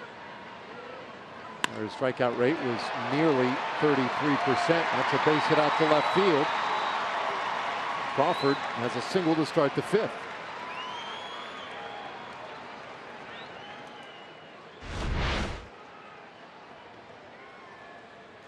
Crawford lines that ball in left field. Looked like Crawford was going to have a career year. He hit 400 in May, 300 in June. Since that time, he's been below 200 though. Seen his average go from the 300s down to the 260s. Well, pinch hitter for the Giants now. Their left fielder, Hansen, who was playing so deep, lifted Gorkis Hernandez here. So, I don't know, maybe there was something going on. It was forcing Hansen to play as deep as he was playing.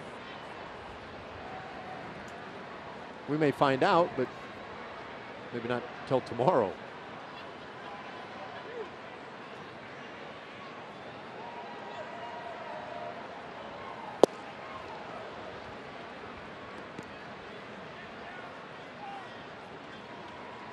Hernandez has had a lot of opportunities to pinch hit. 2 for 19. He and Hansen must be platooned out there because Hansen's had 19 at bats. He's 8 for 19. Probably pinch hit for each other a number of times this year. Yeah, and Hernandez too. I mean, he's playing some center field this year. He's having a breakthrough year offensively in terms of power anyway. His first 4 years in the big leagues had 5 home runs. He has 13 home runs this season alone. Swings and misses, the count 1 and 2. You can tell the difference between the National League and the American League if you just look at the at-bats for pinch hitters. The Rangers have had 42 at-bats for their pinch hitters. The Giants have had 200. Obviously, the pitcher gets pinch hit for a lot in the National League. That accounts for most of them. Swing and a miss, and Hernandez strikes out. 1 away. All right, time for a Chevy game break. Let's check in with Dana Larson.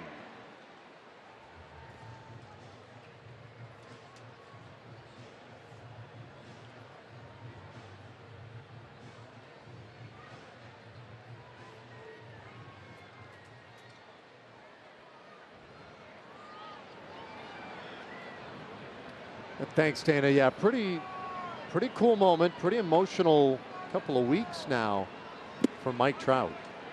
He was very close with his brother-in-law who passed away. His brother-in-law, who was also a minor league player in the Angels system, and it's been a struggle for him. So that's a pretty cool moment for him. 1 strike pitch to Duggar, and that one is upstairs, 1-1. Duggar had an infield hit. He's also struck out looking.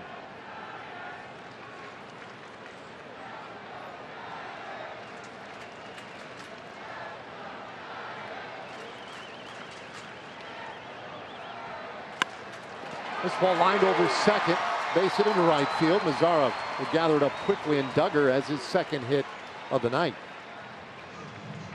And for him, he hasn't had a whole lot of multi-hit games lately, but tonight, 2 knocks here with the first 5 innings. Yeah, first one was a little infield dribbler. That was a rope to right field.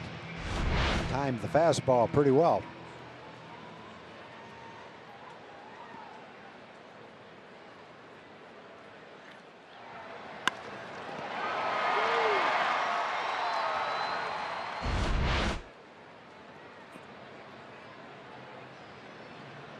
So 1 out, and a couple of base runners now. Derek Rodriguez 0 for 2 today, 1 for 23 in his career in the season, and he bunts this one foul.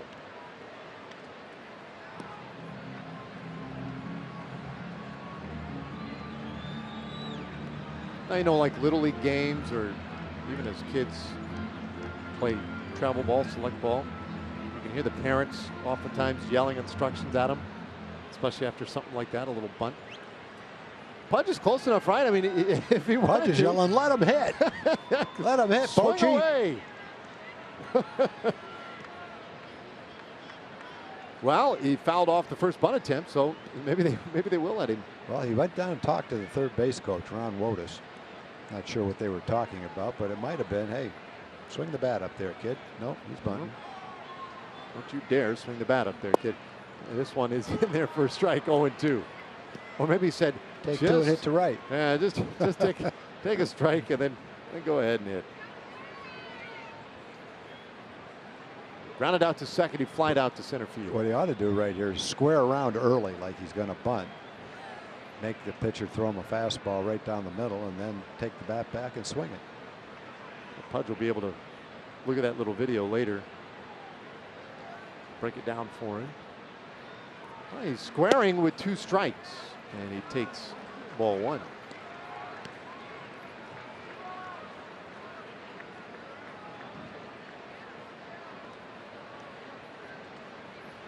They don't see a whole lot of that.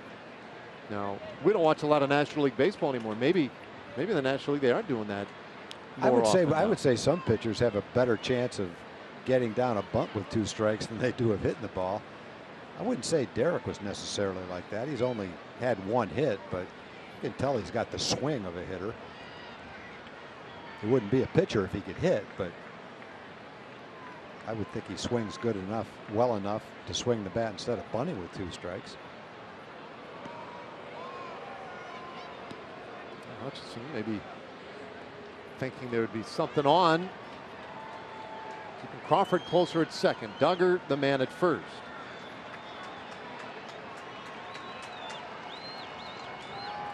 Going out here. Honestly, a bunt might work into the Rangers' favor. Inside, 2-2.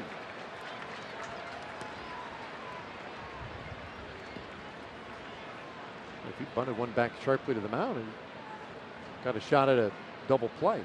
Yeah, because he's not going to run fast to first base. He had a chance for an infield hit the first time up, but because of that lingering issue with his hamstring, all he's going to do to first base is trot. So you're right, they could turn too. That said, the count now. Get a piece of the bat with that one? Is it 2-2? Yes, I think he fouled it off.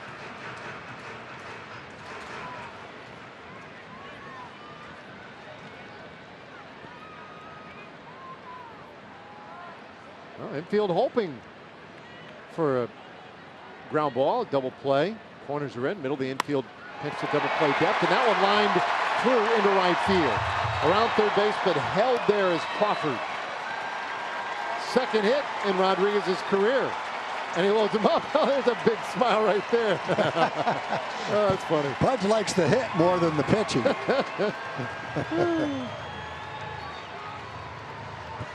Well, he's only had 2 hits. Pudge has now seen one of them anyway.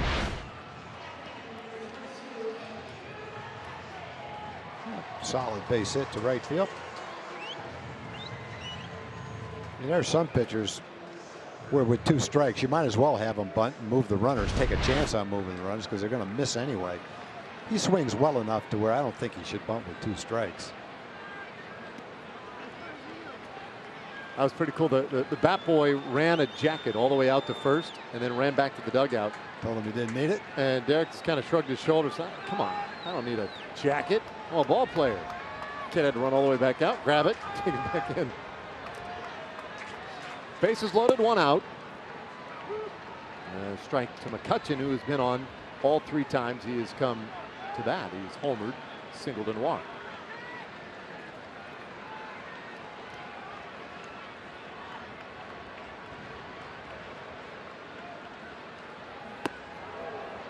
One. Springs suddenly finds himself in a bit of a mess here.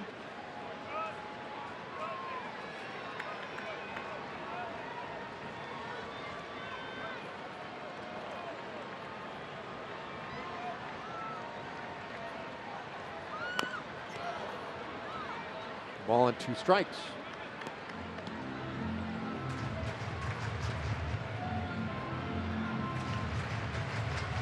Giants played yesterday in New York and won that game in New York, 3-1 the final score. McCutchen was hitless, 0 for 4 in the game. In fact, finished that series 0 for 7, but he's gotten it started back here at home tonight, and he takes in the dirt 2-2.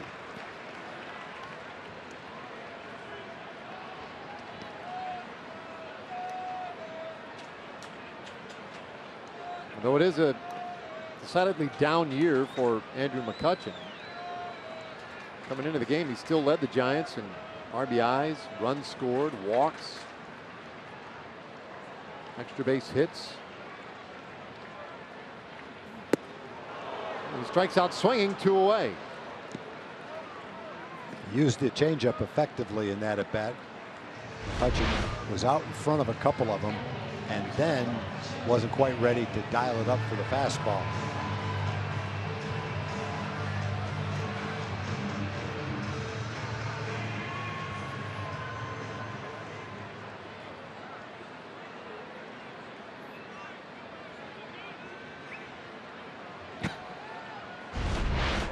I wonder what the question was there. Joe Panic. Whoa. There's one where the screen came into play.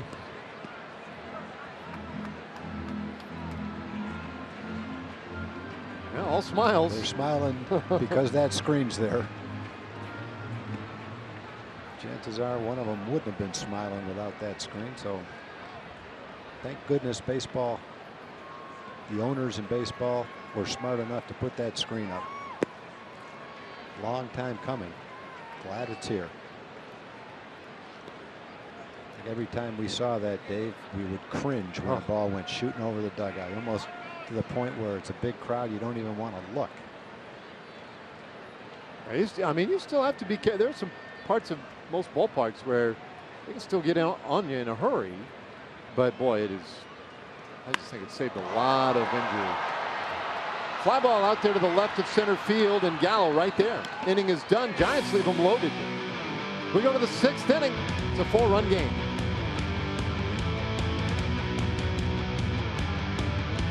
Derek Rodriguez, 4 strikeouts in the game. Great curveball right there to Ronald Guzman. Had back-to-back strikeouts in the 3rd inning. 3 up, 3 down. Then a big strikeout after the Rangers had scored twice. Got Odor with 2 men on, and with Pudge in the background cheering, Derek singled in his last at bat, so he's had a base hit, and he's pitched 5 pretty strong innings so far for the Giants. Take a look at his line. 5 innings. He has given up 3 hits. They all came in the 5th inning. Given up a couple of runs, and he's throwing the ball well. 4 strikeouts.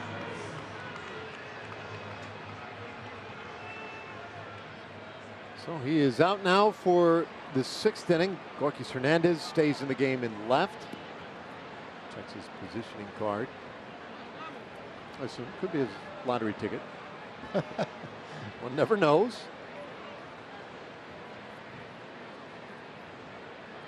Andrews to lead things off here in the 6th. Oh, the breaking ball in there for a strike. Elvis 0 for 2, couple of ground outs to the left side of the infield.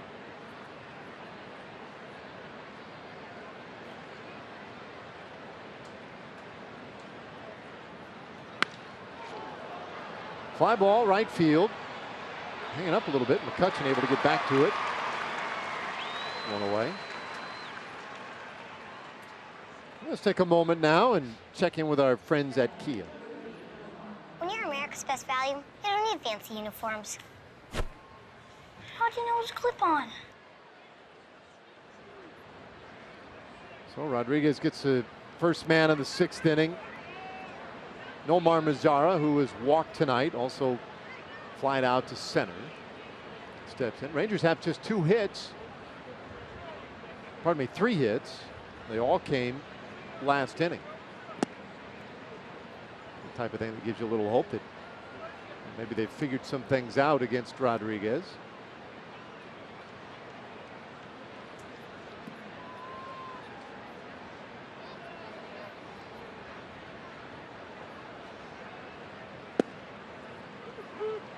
One and one to the big chill.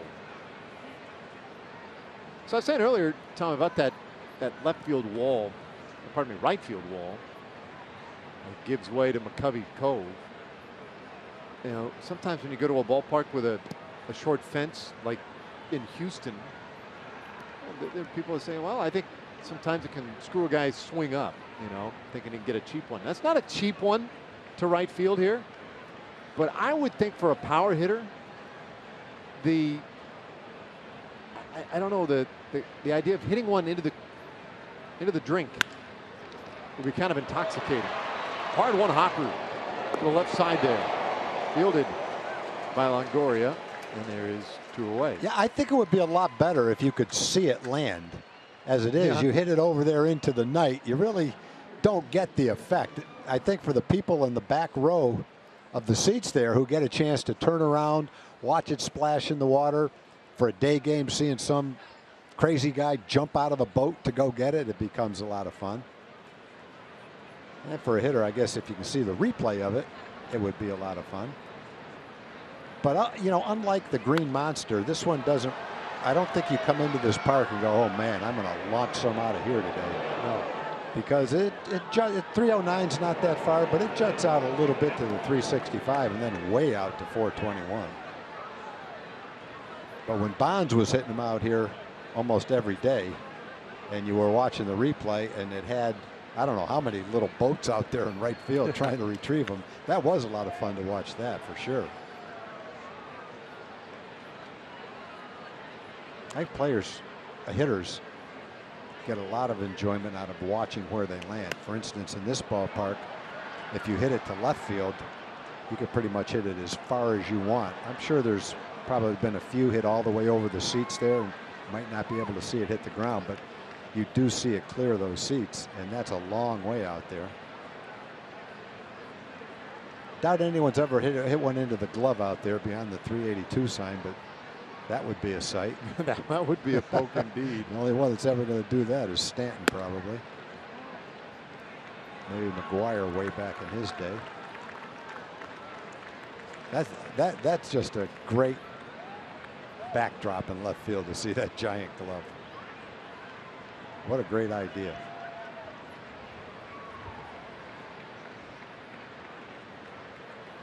One, two. Near miss. On the scoreboard, just on the right side of the scoreboard, near the bottom from where we sit, there's a 501 marker. Oh, there you go.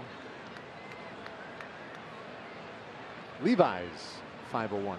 That'll give you a good idea what kind of a poke it would take. That's ridiculous. There's a swing and a bouncer, shortstop, backhand pick. Crawford And it's a 1-2-3-6 inning for Derek Rodriguez, so he bounces back nicely. Go to the 7th inning. There's a beautiful shot from the other side of the Cove. AT&T Park with the Giants lead 6-2.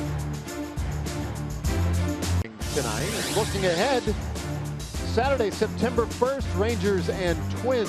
First 15,000 fans are going to get a Rangers captain bobblehead courtesy of Toyota. Go to TexasRangers.com or call 972-RANGERS to get those tickets.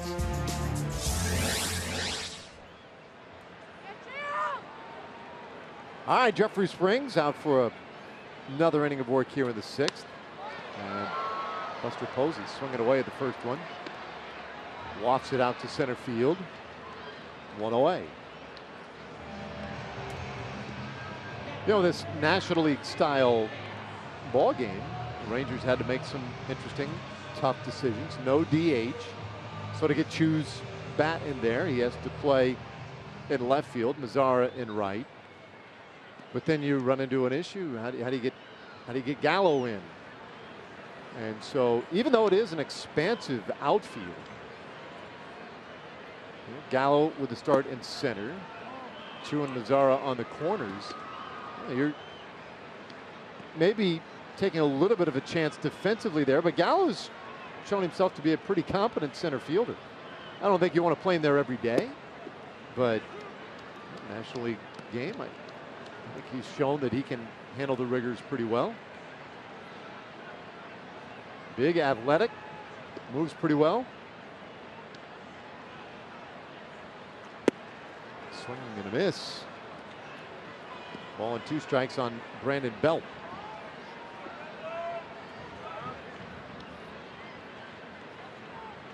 Belt singled to center his last time up, 1 for 2. He's also walked. Fouled away. Les, you have more on the center field situation with Joey? Yeah, just his 4th start in center field, and of course for the 2nd game in a row. And he said it would be a challenge anyway, just because he's never played here at this ballpark. And of course, it's not a hitter's ballpark. But the thing he was most concerned about was that triples alley in right center field. Haven't seen anybody go over there yet, but he was concerned with the dimensions out there. But guys, doing a great job so far. Strikeout of Belt, 2 away. Yeah, you have a chance as an outfielder to make some great plays in right center field because you can run forever out there. But obviously a manager in that situation has a decision to make, and how do you want to make out your lineup? Do you want an offensive lineup or a defensive lineup? And I think when you look at the give and the take, Joey still runs well enough to where he's not going to be a liability out in center field. Like you said, Dave, may not be his permanent position, but when he's out there, he runs well enough, he throws well enough. He's not going to play center field like Carlos Tocci, but in a ball game, he's got a chance to win the game with one swing of the bat, where Carlos is more of a contact hitter. And you love to have that defense out in center field, but if you only play one of them out there, I think Joey's plays center field well enough to where his offense outweighs any defensive benefit that you would have from playing Tocci out there. I'll go with the offense, go with a chance to launch one into McCovey Cove. 2-2 now on Longoria.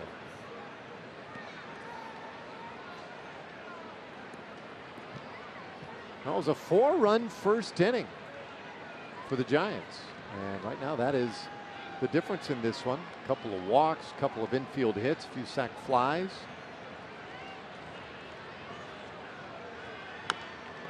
Little bouncer, third base. Profar, nice charge and throw to first to get Longoria. And it completes a 1-2-3 inning. Well, I did a nice job in center field so far tonight. When we come back, Joey Gallo will lead things off for the Rangers, down by 4. A legendary logger for legendary moments. Rangers fans, this bud's for you. All right, Gallo will lead things off in this 7th inning. Rangers need to get something going offensively. New pitcher in the ball game for the Giants, Reyes Maranta El Tibu.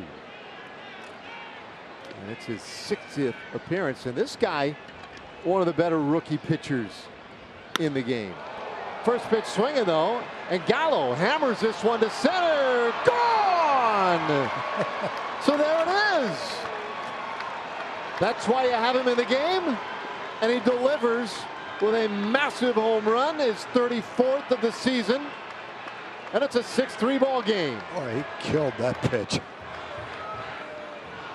Montes Reyes came in and threw that pitch right down the middle of the plate, and Joey launched that thing. That's got to be 440-ish. Oh, come on. Well, it's 421 to the deeper part of right center field. It went over the 399, 400 feet. You want to? 450. You want to give me the miles per hour too off the bat? Was it 440? It was 440 on the nose. Now Joey's got a lot more in him than 440. That was not his best bolt, but still pretty impressive to watch it. Well, you got a good read on that one though. That was awesome. The home run, impressive. But your estimate, stunning. That was great. 3-0. I want to start underestimating him a little bit after the ball that Chris Davis hit in Oakland. The one we thought went way farther than what they said. Yeah, that one they called 438, yeah. right? Yeah. I don't know.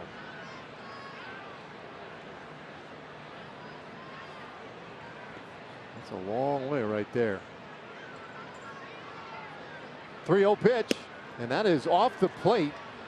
Ball 4, so a home run and a walk. Let's take another look at it. Moranta comes in, says I'll throw a fastball to get ahead in the count, and it goes 440 feet. StatCast AI powered by AWS gives us the numbers on that. 107.5 off the bat, 26-degree launch angle, and the result was a 440-foot blast to center field. So a home run and a walk. And a visit to the mound. Yeah, and some quick and activity. Quick out in the bullpen.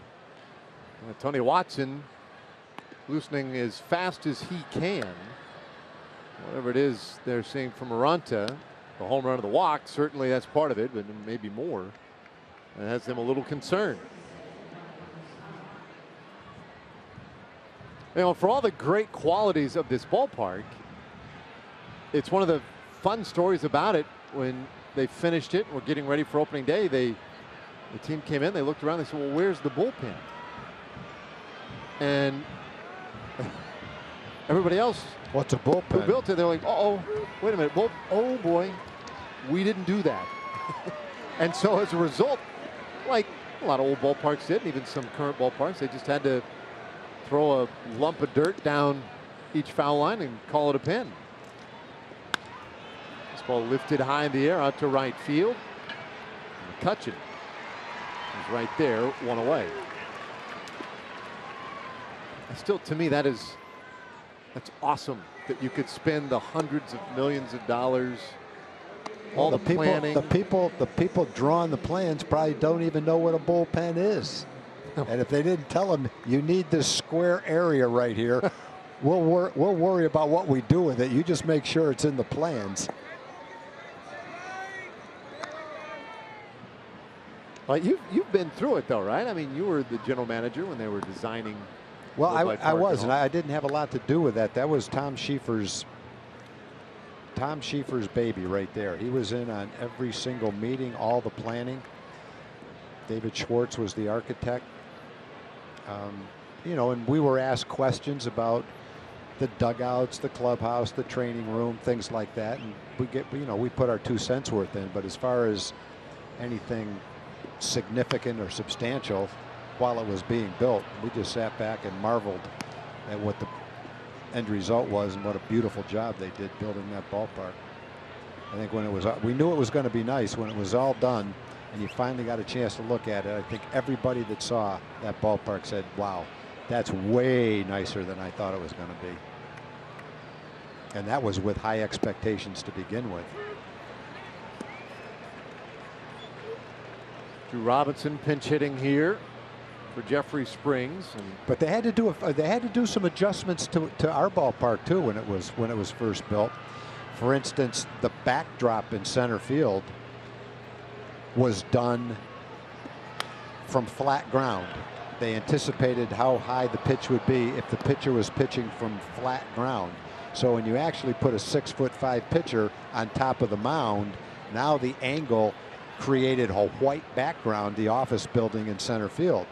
And so they had to, originally the grass in center field was going to be the background, but it wasn't high enough. So that wall that you see behind the grass background in center field was built so that the white of the building wouldn't be the background. Then that wasn't high enough, and they had to put the navy, the dark green tarps on the lower part of the office building to raise the background even higher. So they had to do some adjusting on that too. I can remember that was one thing I did do. We got down there, and Tom said to me, as you look out to center field, do you think that grass is going to serve as a good background? And my initial reaction was, I don't think so. Let me go down and stand at home plate. And so I did and looked out, and I said, no, when the pitcher gets on top of that mound, he's going to let the ball go above the grass. And so they immediately had to build a plan and build that wall, and it still wasn't high enough. But the end result was it worked out perfect. But that's probably a story that a lot of people don't know. The other thing they worried about was whether the wind coming in from center field would create a wind tunnel out to right center field. And I remember Manny Lee hit a home run right-handed in the exhibition game before the season started over the Ranger bullpen. You know, he's about 5'8" with very little power. A roller up the middle by Chu. We'll finish that one later. All right, well, the Rangers get another run back. Joey Gallo delivers some of that home run power, and he makes it a 6-3 ball game. It's just a little bit closer. Hey, next year, the final season at Globe Life Park, full and half-season tickets are on sale now, and season ticket holders will secure a place in line for season tickets to Globe Life Field, which will open in 2020. Check it all out, TexasRangers.com/seasons. All right, bottom of the 7th inning, and Eddie Spaghetti in here. He told me the other day, he said, I said, well, what's your nickname? He said, well, I don't know if they're going to get it on in time. You know, normally they do that stuff at spring training, but it'd be Spaghetti. I said, Spaghetti? You know, Eddie Spaghetti. I said, well, of course, there you go. Absolutely. That is awesome. Crawford is first opponent, and it takes low. So anyway, we were talking about the ballpark last inning and the construction of Globe Life Park and all the various things that you guys were looking into. Oh, yeah. Let me just finish up quickly on the home run Manny Lee hit. And there was no doubt that ball got blown out to right center field, and everyone went, oh, my goodness, this is going to be a launching pad. And we said that to Tom Schiefer, and Tom said, don't worry, we haven't put the wind screens up on top of the stadium in center field. And next time, if you're watching this, you go to center field, look up behind the signs in center field, and you'll see the wind screens behind center field. They're probably about 20 feet high, and they block the wind enough so that whole jet stream effect was minimized. And there was a while where it played, the ball carried to right center field pretty well, but not like it did that day. The windscreen stopped that. And what we had done, what the Rangers had done, is before this park was ever built, there was a replica of it, a big replica of it. Ground ball up the middle, backhand Odor, and he throws out Crawford. And this big replica was shipped to Toronto, and everybody went up to Toronto, and they submerged it in water, and they had currents that flowed to imitate what the wind currents would be like. And they moved the light standards around, they moved the exits around, they put up a wind screen, and the idea was to create a stadium where the normal wind flow during the summer would provide a breeze to the fans and create a hitting atmosphere that was fair to the pitcher and fair to the hitter. So a lot of study went into that. And the wind screens in center field were a huge part of it. And I'm sure they'll do something like that with, have done something like that with the new ballpark too. Ground out by Hernandez, and with 2 away, Stephen Duggar. Doug. I call him Doug. I like to call him Doug. Doug to his friends, no doubt. See? I think this is a great idea too. Now, uniforms are different. Yeah. Like you say, you get to know just a little bit about the guy and his nickname. And, you know, for kids watching the game, they start calling their favorite player by his nickname. They might not have known what his nickname was. I think it's fun. Players, I think, love breaking it up, wearing something different. Anything goes, any kind of shoes you want. Honor a friend, honor a relative.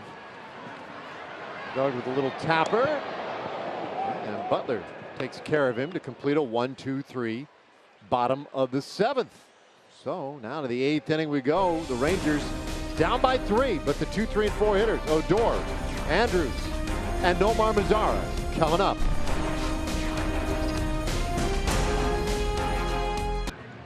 With a shot now as we go to the 8th inning, Mark Melanson.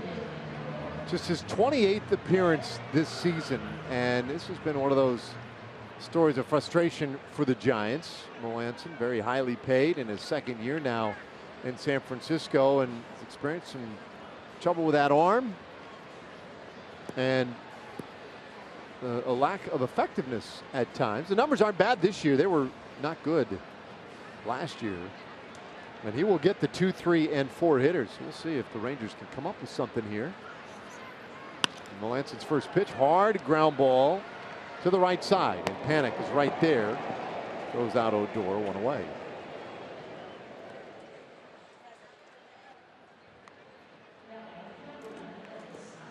MLB.TV, now available at a lower price for $49.99. Watch every out-of-market regular season game, plus get a free subscription to MLB At Bat Premium. Go to MLB.TV for details.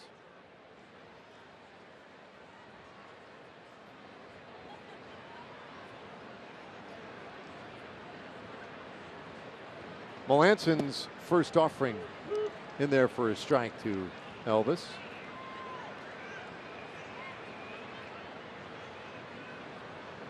Hitless so far. Rangers need a couple of base runners. 0-2.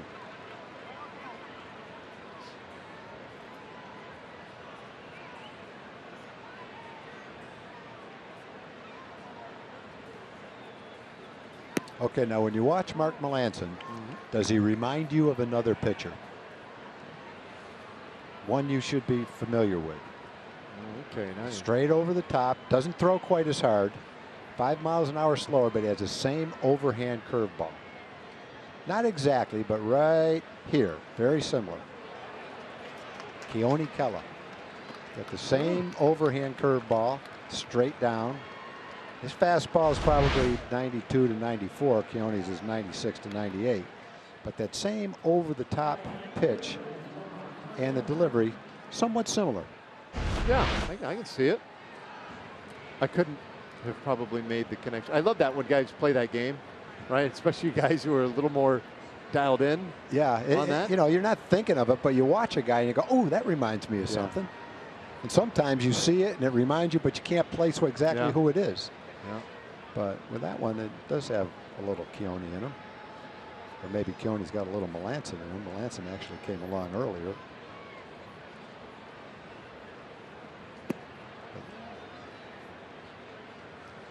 Yeah, Melanson came to the Giants via the Pirates, and of course Kela went to the Pirates via the Rangers. I remember a game Melanson was pitching for the Red Sox when Bobby Valentine was managing the Red Sox, and we went in there and just swept them and bombed them. And in one game, I don't know how many runs we scored, but Melanson gave up a lot of them.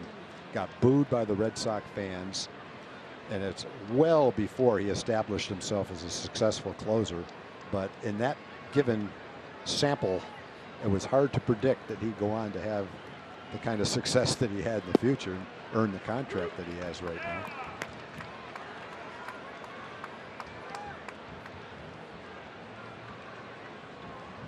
He goes 2-1 now on Mazzara. There was a time where he was one of the more highly thought of closers out there. He had a great run with Pittsburgh. This one lined over short, base hit, and Mazzara is on. And it was just another sort of medal, I guess, for Ray Searage, who has done some good work with a lot of pitchers in Pittsburgh. Yeah, good job by Mazzara. He's swinging well. He does that often. Line drives into the gap in left center field.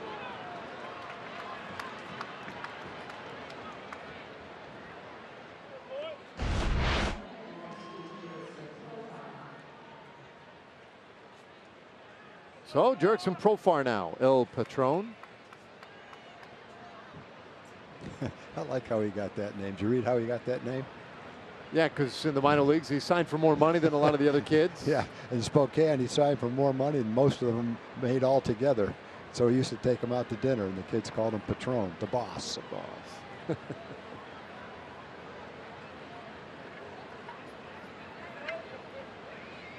So that's like a cool nickname. Yeah. You know, you'd be like, yeah, you know what? Yeah, I'm El Patron. I go put that on my uniform. I didn't recognize the names who he was taking out to dinner. So I imagine when he sees those people, he's still taking them out to dinner. At least he should be.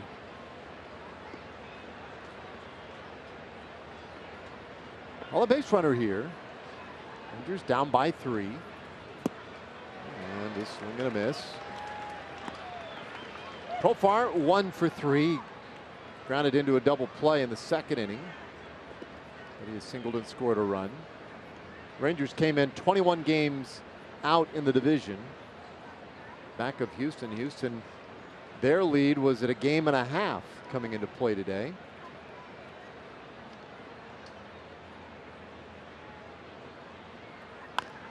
Ground ball foul. Let's check out a split screen. We'll see how close he does resemble Keone Kela. Kela on the right, obviously. Oh man, I like that. You change the uniform, you might not be able to tell them apart. Jeez.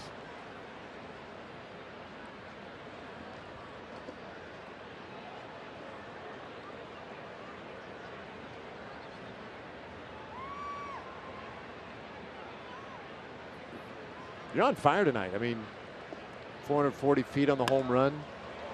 Well, the hard part is not seeing two people and saying they look alike. The hard part is the person that looked at that, figured out how to find it, and put it up on the split screen. That's the hard part. So we've got a lot of good people down there that accomplished that. So thanks to the guys down in the truck. You guys are the best.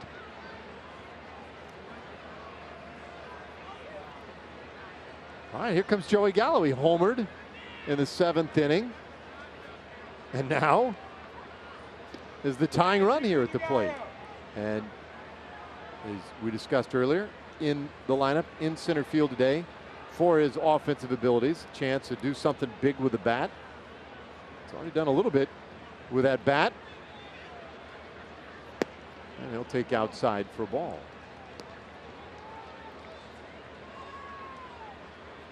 Really be something if he'd be able to do one more of those right here. Give us a new ball game. 1 for 2, a walk along with that home run, is 34th of the season.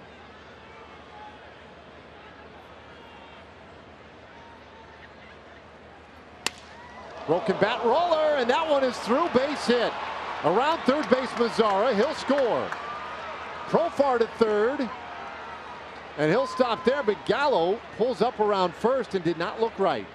Well, you know, we saw him out in center field, Dave, and I don't know if you remember when we showed him after making the catch, he was squatting down, stretching his legs.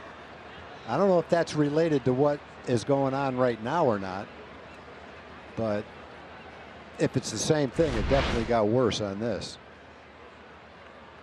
He hits the ball right off the end of the bat. Good movement on that pitch from Melanson. Oh, there, he did it right there.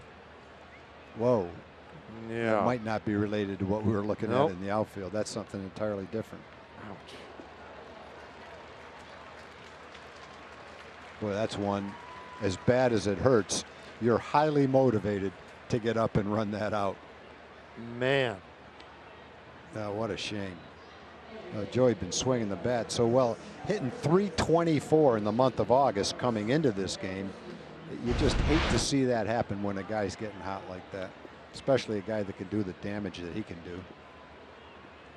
So Tochi in to run for him. And a moment to talk things over on the mound for the Giants.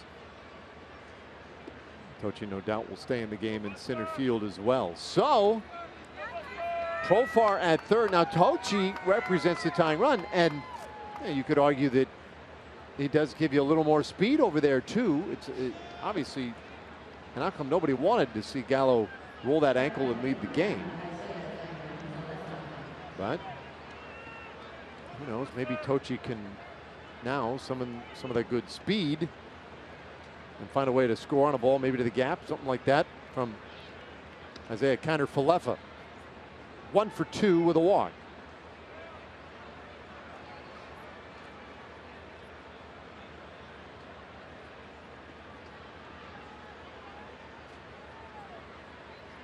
Melanson got a couple of quick outs, but then 3 straight singles now. He gets ahead of Kiner-Falefa, 0-1. Kiner-Falefa going by Izzy. And that one, you know, as he points out, fairly obvious, one that he goes by on occasion, even on our broadcasts.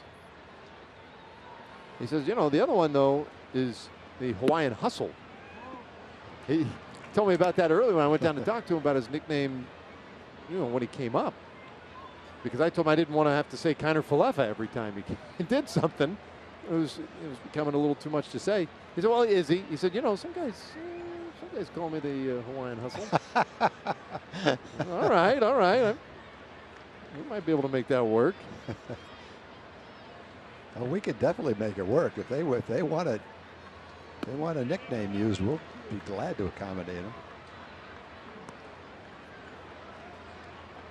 And Izzy's such a good dude in general. He'd do whatever he asks.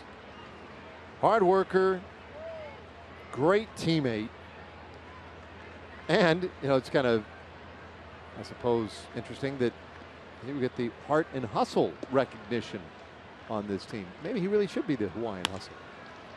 Ground ball, shortstop. Crawford will go the long way to get Kiner-Falefa, and the inning is done. The Rangers get one back, though. Leave a couple. We go to the bottom of the 8th. It's just a 2-run game. By the way, a little autograph session coming up with Corey Guerin, August 29th. Mark this one down on your calendar. Wednesday, 10:30 in the morning. Go to the Whataburger at North Denton Tap Road in Capel. While you're there, you can sign up to be a Whataburger Whata fan and win tickets to an upcoming Rangers game, as well as Whataburger for a year.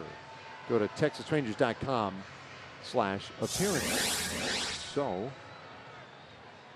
Tochi stays in the game in left field, as expected, or rather in center field. And here is Hunter Pence, or Rossetti Spaghetti. Hunter Pence, his nickname, Underpants. Hunter Pence has pinch hit 32 times this year. How about that? Normally he wouldn't be pinch hitting, he'd be playing. He's had a really nice career, boy. Yeah, I was a little surprised when I was looking through things today. 35 years old, and wasn't that long ago, and he was a bright, young, energetic rookie coming up with the Houston Astros.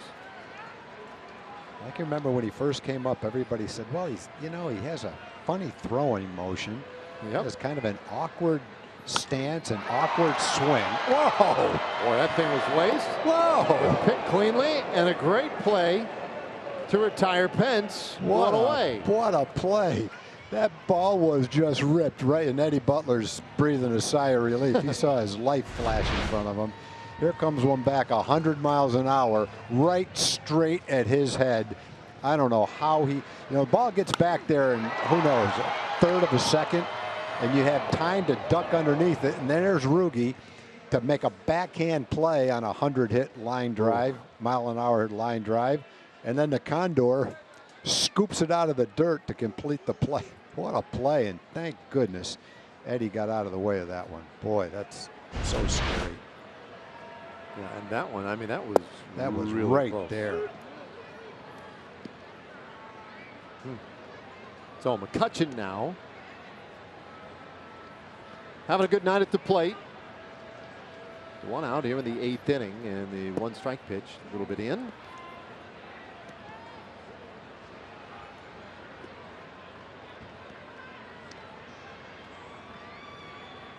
Well, Butler has retired all 4 batters he has seen. And the last 9 Giants have gone down in order.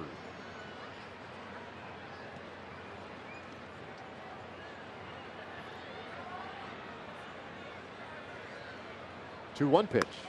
Yeah, that one off the handle, popped up, cutting foul, and we'll leave it up at 2-2.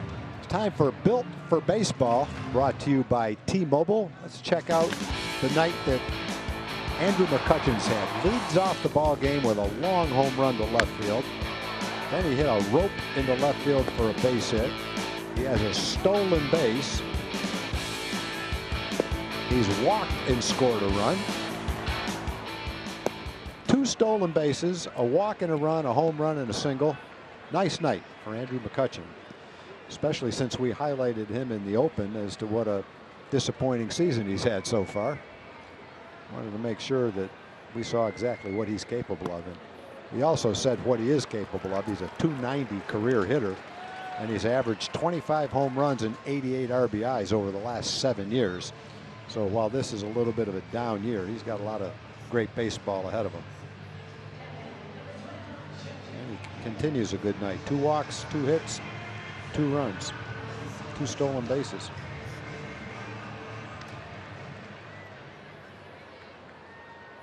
Well, he's an important base runner in a 2-run game. Joe Panik now. Panik with a walk and a hit today. Oh, 2 stolen bases already. It's no wonder Butler would check in on him.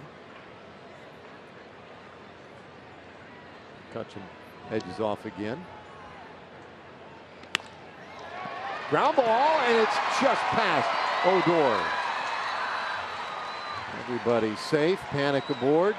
McCutchen stops at second.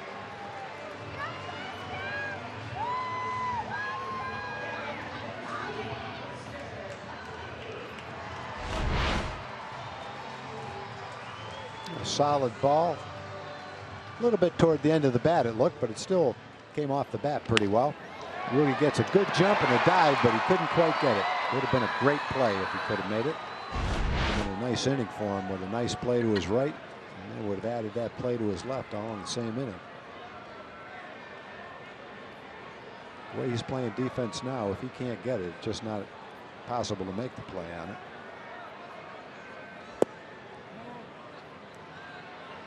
Now Buster Posey now.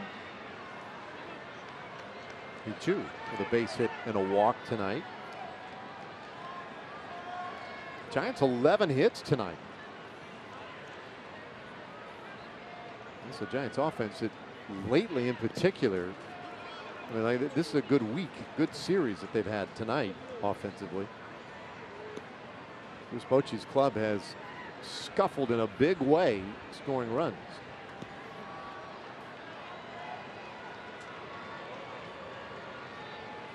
Now Eddie Butler is going to get a visit.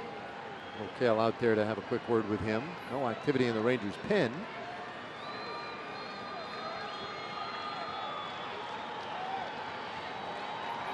Jeffrey Springs pitched 2 scoreless innings in relief. Butler trying to match that. Hutchison went 4 innings today in his start, allowed 6 runs on 7 hits, walked 4, struck out 2.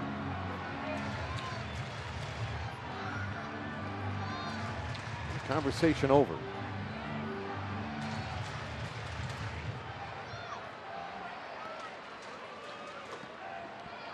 I didn't notice. Do the coaches, do they get to wear nicknames? Good question.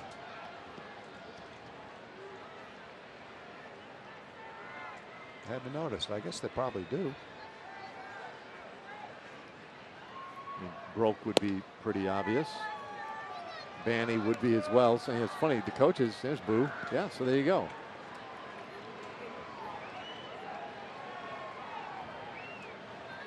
Or maybe that's just 800.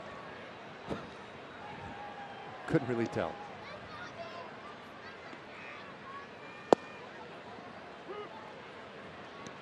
Three balls and a strike on Buster Posey. One out here in the 8th inning.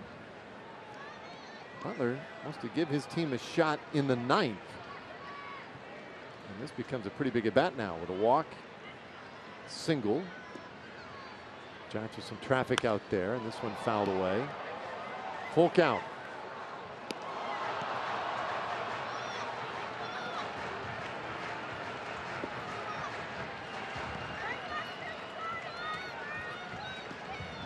Giants had a long, tough travel day yesterday. They played in New York against the Mets, and then with some traffic and some air traffic concerns, their trip really extended. They did not get in until very late last night as that one upstairs, and Posey walks to load them up. Time now for our Coors Light refreshing finish. We'll take a look at the finish for Jose Leclerc the other day in Oakland. Made a great pitch, and he got Davis. Made another great pitch. Breaking ball down in the dirt, in trouble, got out of a jam, saved the game. The Rangers salvaged that last game of the series against Oakland. Well, it looks like Jeff Bannister is prepared to make a change here, so likely a double switch, in fact, with the bases loaded, one out. And we'll tell you all the moving parts when we come back.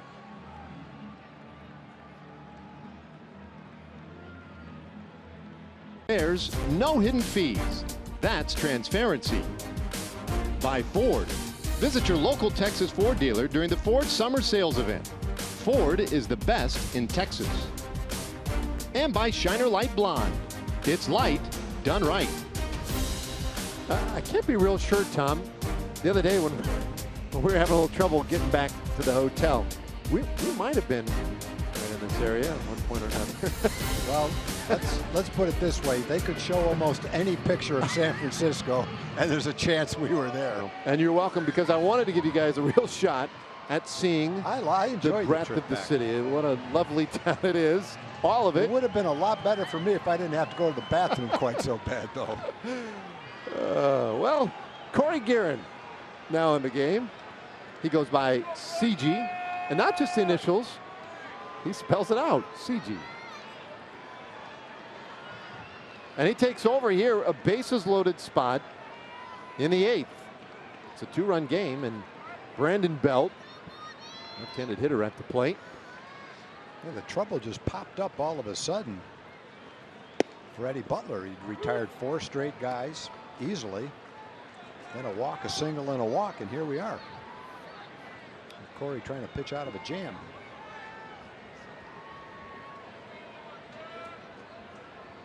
Gets that first one in there for a strike to Belt. 1 for 3 so far tonight.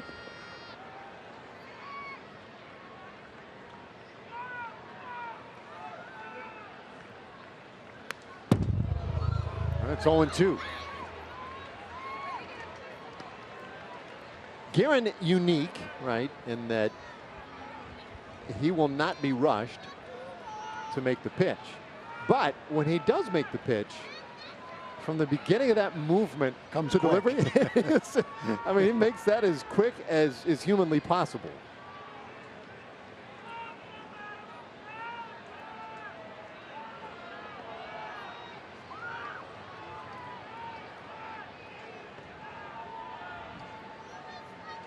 And here it comes. 1-2. It takes about 40 seconds between pitches. Now, when and if they ever do use that pitch clock, that could be an issue for him. You're going to run out of data, run out of memory. 40 seconds. Hang in there. McCutcheon at third, Panik at second, Posey at first.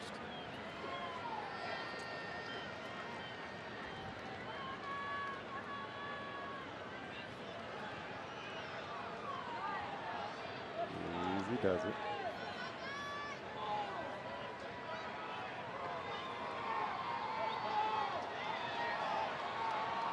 And the 1-2. Fouled off. It's funny, you watch the body language, though, of infielders and outfielders when Guerin is in that set. And it's like almost like a Little League game sometimes, where you're like, hey, pay attention. Your body language says you're not engaged. Did you happen to know the ball guy down the right field line? Did you happen to see him? No. Joe Martino, he's 85 years old. Oh, the ball dude? The ball dude. Oh, yeah. Swing and a miss. Retired from banking. He was a banker for 50 years. Played baseball at Galileo High. All-City first baseman in 1949. Look at that. Everyone hopes we can be out there doing that when you're 85 years old, I'll tell you that. Good for you, Joe. And that's what he used at Galileo High in 1949 right there. I doubt he used that. Paul Bunyan used that one, not Joe Martino, but that's great. Yeah, it's cool. What a great idea. Down the left field line,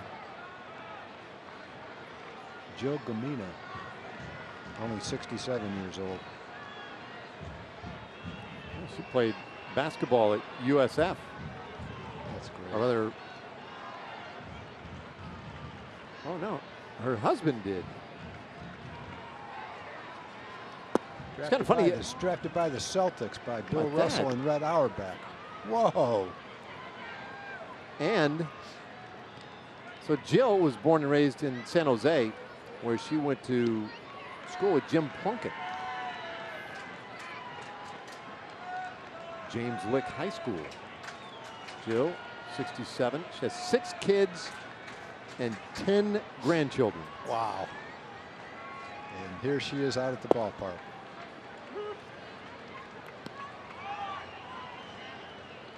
Ball and a strike on Longoria. Yeah, it's a cool tradition they have here. The ball dudes and ball gals, they have a little fun with them. And I know, it's a big deal to get selected and honor. I mean, I think it would be a blast, right? Yeah. Oh, man. Well, they've got a perfect spot for him here, too, because there's a nice screen to be right behind, so it's safe.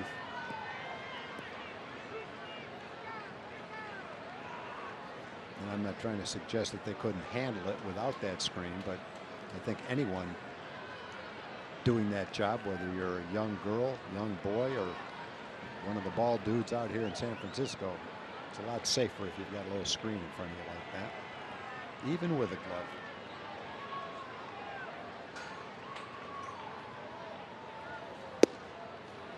That's a beauty. And there for strike, 2-2. So Guerin close to getting the Rangers out of this jam here. Bases loaded spot. Now 2 outs.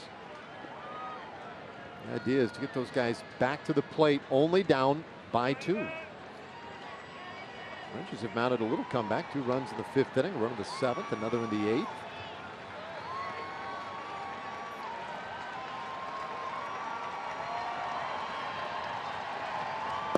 A swing and a miss, strike 3. He gets back-to-back strikeouts, and so Guerin comes in and gets it done, leaves them loaded. Now, last chance for the Rangers coming up.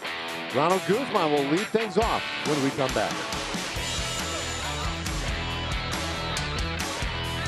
And watch Joey Gallo greet Reyes Moranta first pitch homer 440 feet to right center field. That was in the 7th inning. Then in the 8th inning, a broken bat hit up the middle for an RBI. Unfortunately, Joey twisted an ankle, somehow managed to get to first base, but unfortunately had to come out of the game, and we'll keep our fingers crossed that that's nothing serious, because Joey is playing so well right now, hitting well over 300 this month. He's hit 12 home runs in the month of August. I'm just hoping that that's just a little twisted ankle that comes around quickly and not something serious. Now, Will Smith is on in relief. He's had the last 11 saves for the Giants. Fastball, slider, and a curveball. Nice strikeout to walk ratio, 59-11. Big slow curveball to start out Ronald Guzman.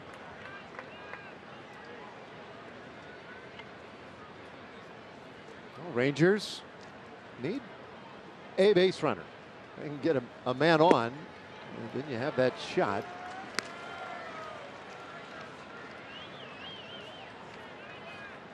Guzman 0 for 3. Smith, the 4th pitcher of the night. That's off the plate. Pretty uncanny in this ballpark. When it gets toward the end of the ball game, those Seagulls know. It's like they're tapped into the broadcast or something. There's a check swing. 3-1.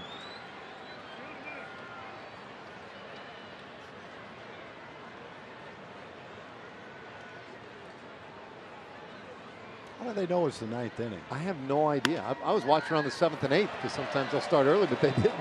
Little comebacker. And Guzman retired, 1 away. All right, taking a look at our Ford probables for tomorrow. Martin Perez has a start for the Rangers.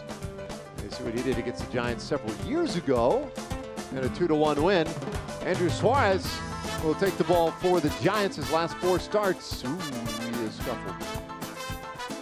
So maybe the Rangers will get to him tomorrow.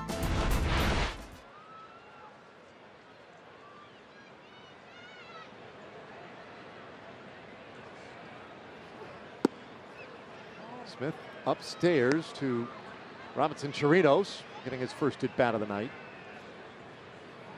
By the way, today is it's still today here. I understand it's Saturday back home. But JD, John Daniels, celebrating his birthday today. A little pop-up, third base side, and that one, trouble. Well, I'm not sure what happened there with Posey. He got all turned around, and that is a break for the Rangers. That is a playable ball. I think he just flat got lost there or something. Yeah, he saw the ball. He just misjudged it a little bit. Came back, sees it, comes in, just misjudged it. Possibly he picked up the seagull instead of the ball. It could be. Flipped off the mask. The side. Seagulls are all over the top of the stadium. They know that games last for about 3 hours. And in 3 hours, they're out here waiting. They're saying, all right, it's time to finish this one up. We'll help you clean up.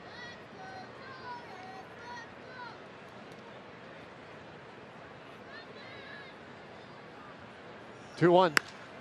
That ball hit hard, high in the air, deep out toward Triple's alley, but McCutchen with room to get out there, and he does. 2 away.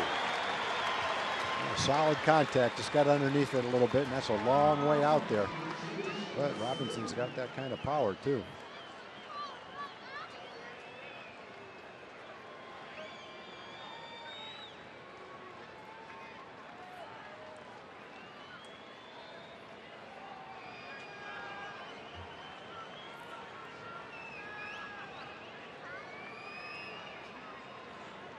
So Chu wants to give this team a shot.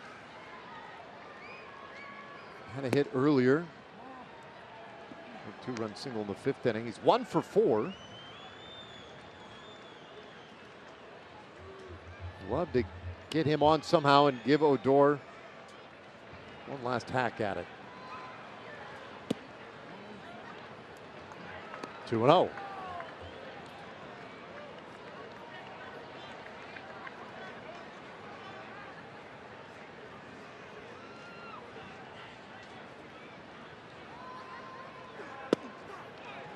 We had a good crowd tonight, 39,845, the announced crowd.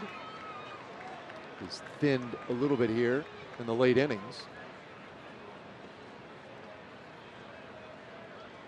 Which I'll say, you know, a couple years ago, you wouldn't see that. After a 98 loss season last year and struggles again this year, perhaps a little more willing to turn it in early. Yeah, those banners tell you a little something. It didn't matter what the score was, what the inning was, they stayed around. There's a strike and it's a full count now on 2.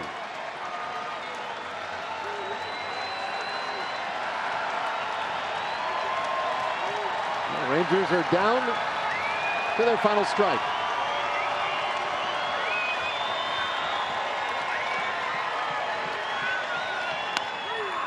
Bouncer right side, and it's bobbled, and the inning will continue. Panic just booted it, and now the Rangers have a legitimate shot. Wow. It was going to be, looked like it was an in-between hop. Took a big hop. Panic came around, circled toward the ball, but couldn't handle the tricky hop. And then kicked it. Now he's got Rugi up there with the power to tie this game up. You just don't anticipate that from a guy 2 years removed from a Gold Glove. But an opportunity here. Odor swings and he launches it down the right field line. If it is fair, it is gone! And this one is tied up! That one hit hard enough, it may have made the drink. A 2-run shot by Odor. And we're all square at 6. Boy, that one got out of here in a hurry. That's about as hard as you can hit a line drive. Couldn't tell from here whether it would stay fair. And I think that one did get the water. That was a rope. Boy, one pitch after the error. Talk about taking advantage of an opportunity. Big leg kick, fastball on the inside part of the plate. No doubt about it if it stayed fair. Well, the Rangers have come all the way back in this game. Starting in the 5th inning, it was gradual, but they pecked away, and here they are. Now Andrews, and he'll take low. That is something else. That's really going to upset the Seagulls now. They were pretty much counting on this game being over.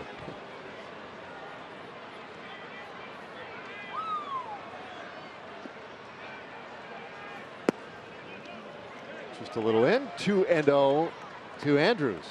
You know, there was the error by Panic. There was also that drop pop-up by Posey.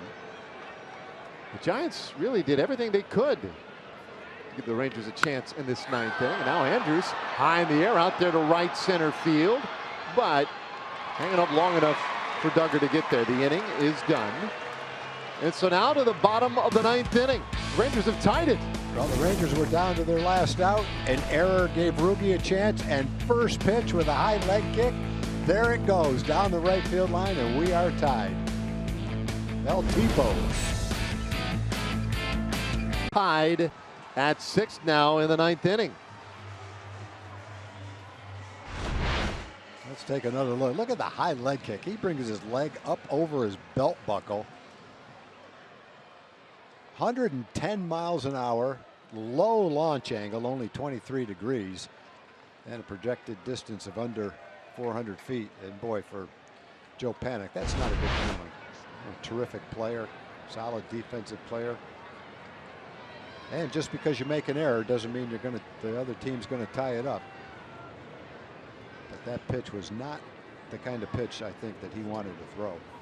Will Smith threw the fastball in the inside part of the plate at a time where that's just not an appropriate location. Guerin gets a pop-up on the first pitch to Crawford. And this one handled by Robinson Chirinos, one away.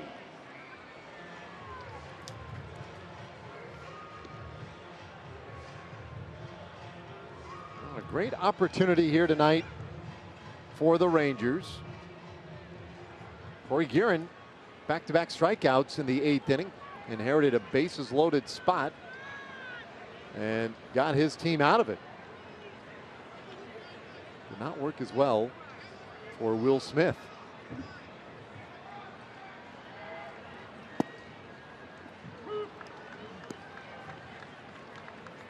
'27th blown save this year for the Giants, most in baseball.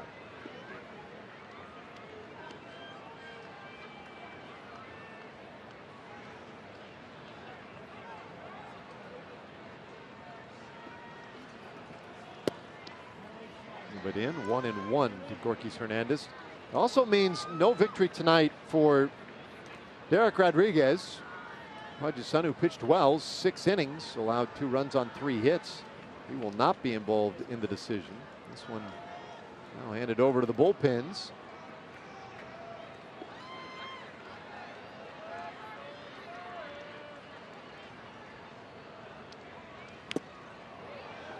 One and 2 the count.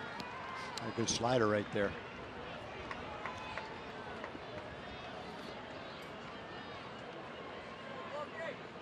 And if it wasn't for the job that Corey Guerin did in the 8th inning, it might not have mattered. He came into that bases loaded jam and got 2 strikeouts. Middle of the order guys too.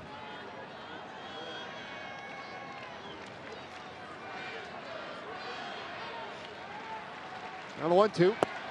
A good strike 3 called. 3rd strikeout tonight for Guerin.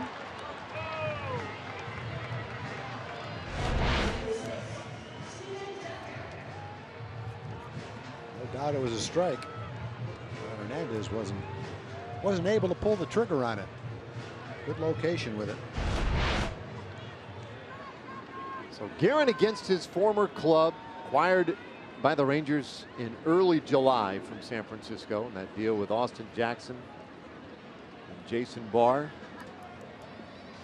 And it was fun today down at the clubhouse. A lot of local media heading down there this afternoon, looking to talk with Corey, welcome him back. As Duggar takes strike 1.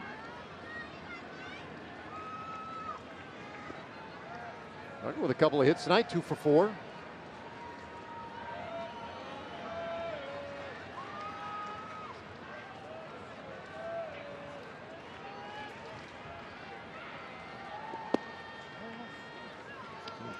Missed. Well, the Giants have had 1 hit since the 5th inning.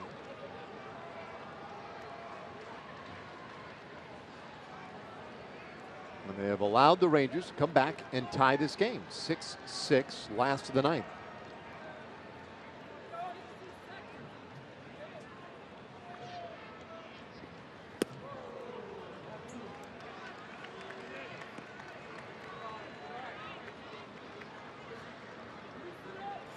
Seagulls perched on top of the glove. They're everywhere. Come on, man. Need some garlic fries. They know the game's supposed to be over. They've got nowhere else to go. Where else are they going to go? Where do seagulls sleep? Like, do they have a nest? Well, do they just sleep on top of a building? They hang upside down? What do they do? I mean, they probably. You think that's where they're going to eat it? Little pieces of hot dog, then go back up on top of the roof and sleep it off? I think they eat pieces of hot dog, but then I really don't know what they do after that.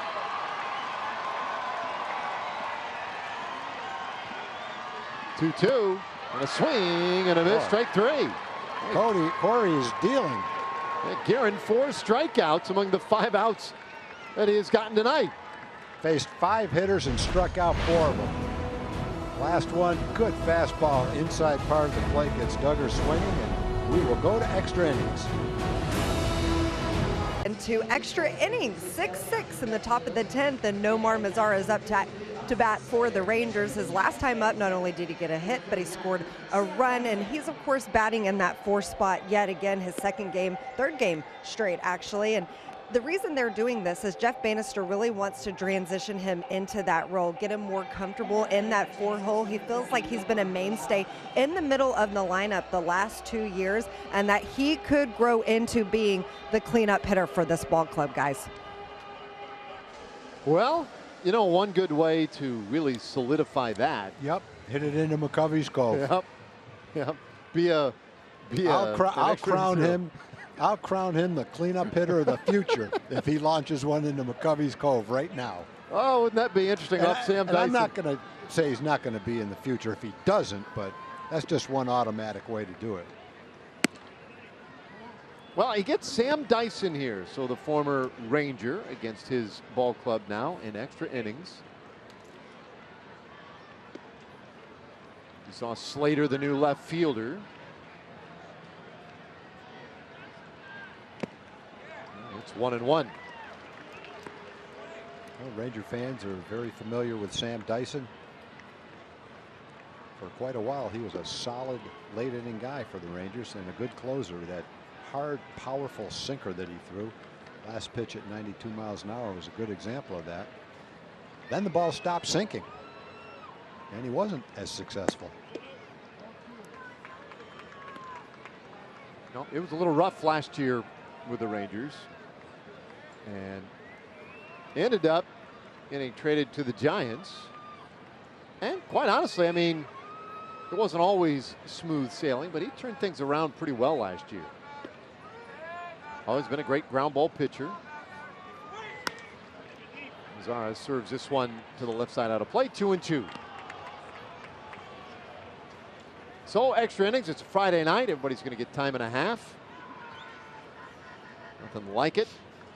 6-6 our score. Interesting opening game to this series. Looked early on like it might just be all Giants tonight. Derek Rodriguez was pitching well. Giants score a lot of early runs.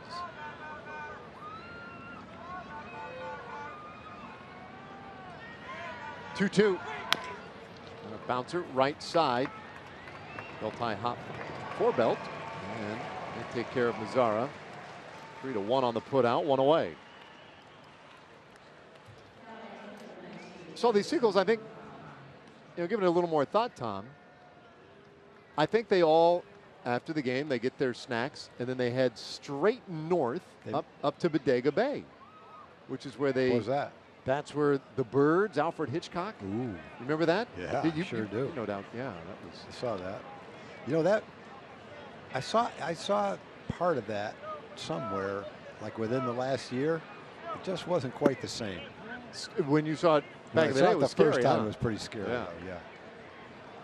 See, they're not waiting now. They said the heck with it. Game's supposed to be over. We're eating. We waited.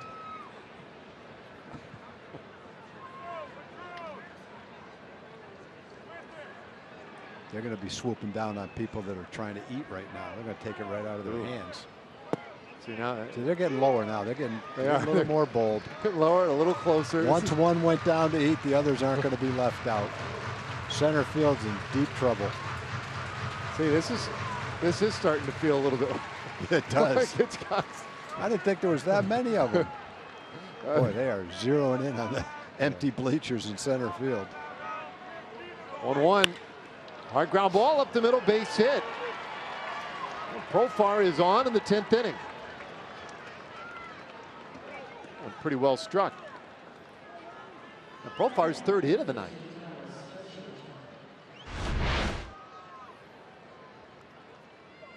Yeah, ball still has some pretty good movement on it. It's kind of flat though. It didn't go down, went sideways. Jurickson was still able to get the decent part of the bat on that ball to shoot it into center field. Carlos Tocci's been hitting pretty well. Yeah. Tell you what, I'm gone if I'm those guys. Yeah, I'm really not enjoying that too much. There's no way. Nope. There is no Instagram post or tweet that can possibly make that worth it for me. Oh, man. Well, Tochi's first at bat. And he takes a strike. He came in as a pinch runner in the 8th inning after Gallo rolled his ankle, stayed in the game in center field, and now a chance to hit. And I think at the time thought, well, if you got a chance to hit in this game, that would be a really good thing.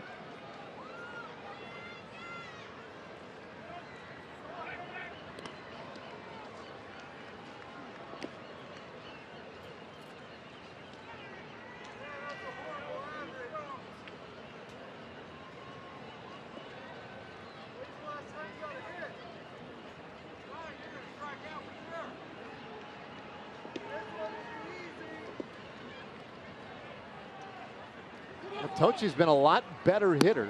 Whoa. Whoa. In the last month. Since the All-Star break, Tochi batting .267. Yeah, that's a little too close for comfort.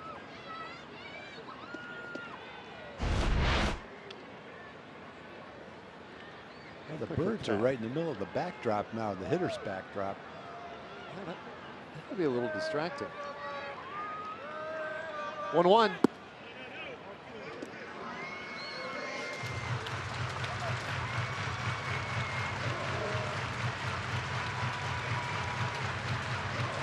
So this little ditty here over the PA, everybody clap your hands, right? Partly they do that to scare the birds. See them taking off. Yeah, they'll be back. They're just they will. circling. And they'll play that again. 2-1. Runner gone. This one popped up. Short right field. And that's no man's land, and it drops in, base hit. Profar read that one really well. That was a tricky one. Yeah, you're right. That's one of those balls where it can fall in, and if they pick it up right away, if you're halfway, you can get thrown out at second base. So it is. You're right, Dave. That is a tricky one for the infielder. Profar's running on the play, and he's trying to judge what's going to happen. If it's caught, he's going to be doubled off. He's looking. He's looking. He says, "It's going to fall in. I'm going to stay right here, and then I'm going to go." Well, Hanser Alberto has been announced as a pinch hitter here, and Hanser joined the team today. The Rangers made a move before the ball game. They activated Alberto, and Bartolo Colon went to the disabled list. Well, that's the last extra man for the Rangers, at least according to my scorecard. So you might as well get a hit here and bring in the go-ahead run. There's a lot of good logic to that. So Dyson is giving up back-to-back singles here in the 10th inning.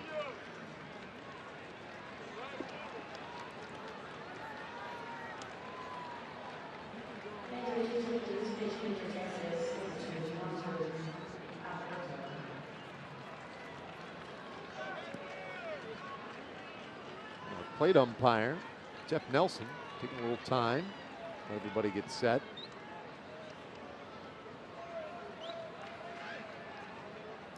Eventually last year, Dyson took over the closer role here in San Francisco. Alberto takes inside for a ball. And he saved 14 of 17 opportunities with the Giants after a real struggle with Texas. He was 1-6 with 4 blown saves in his 17 appearances with the Rangers last year. Swing and a miss makes it 1-1. That's a tough one for a right-handed hitter. That one that he just shoots on the inside part of the plate. Looks like it's going to be a strike on the inside corner, and then it just keeps on boring inside. It's almost one where you're better off not to make contact on it, just to keep from getting hit right off the handle. Unless you've got 2 strikes.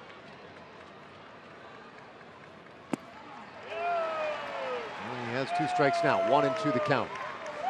Hands are 25 years old, his 3rd stint with the Rangers this year. He was up for the last half of May and a little later for about a week, less than a week in June. Hit .330 at Round Rock with 7 home runs. I've been swinging it really well lately on top of it. 1-2. Slow roller, third base. Longoria will go to second for 1. That's the only out they'll get. So they force out Tochi. Now the Rangers have him on the corners, but 2 out. That's another one of those balls that just eats up a right-hand hitter. Got him right off the hands, and actually worked out better that way because the ball was hit slowly enough that the Giants couldn't turn a double play on it. Longoria didn't have time to turn it. Hit that ball a little harder. It's a routine double play. Well, the Condors got a chance to put the Rangers ahead.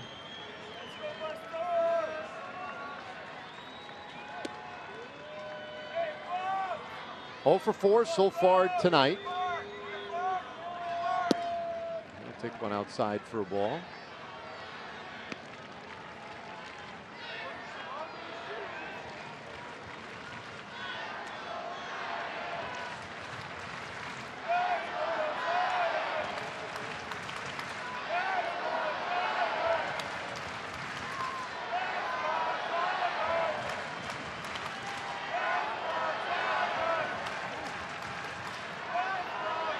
So I'm not sure that I can even speculate as to Dyson's nickname. It's P-S-S-S-T.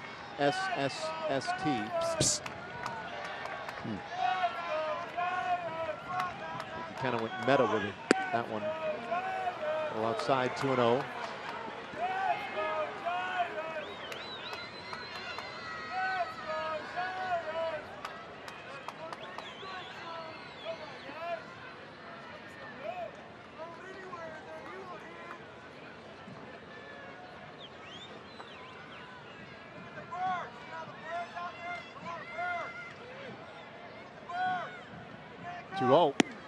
And that is outside. Wow, 3 balls and no strikes. Chirinos hoping to get an opportunity here.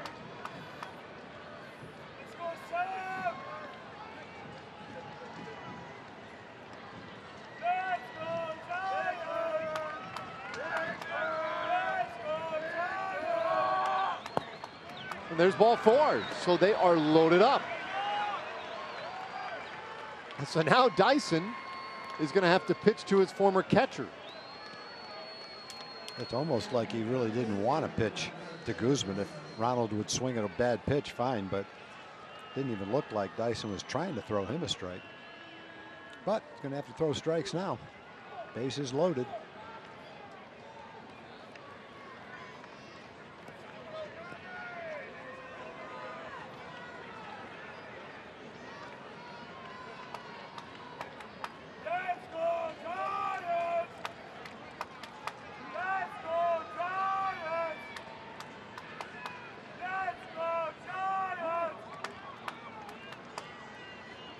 Chirinos came in to catch in the 8th inning. He's 0 for 1 at the plate. Flied out and is at bat in the 9th inning. What a tie game. Bases loaded.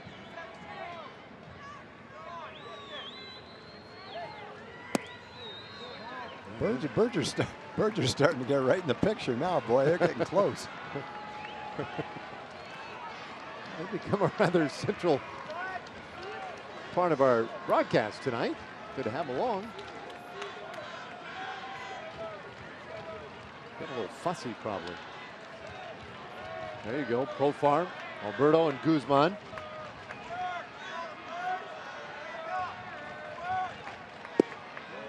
Inside 2-0. Best thing to do with that pitch is take it. It's almost impossible to hit it solidly.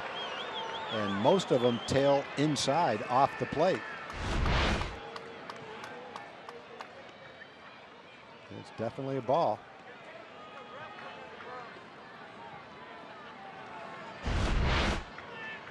23rd pitch coming up. 10 strikes, 12 balls. There you go. Now you have to take 2 strikes right here. And make him throw you a strike. Make him throw 3 straight strikes. Based on the past 23 pitches, it does not appear he can throw 3 straight strikes, but let's find out.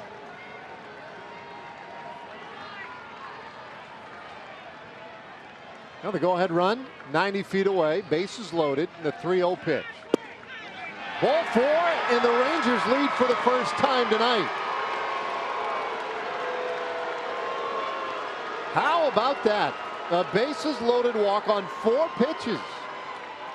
And it's 7-6 Rangers.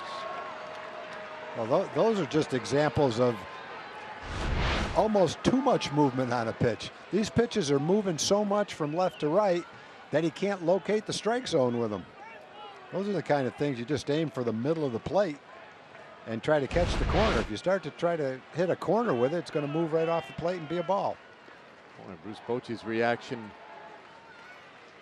was, I'm sure, one that a lot of managers and fans can appreciate.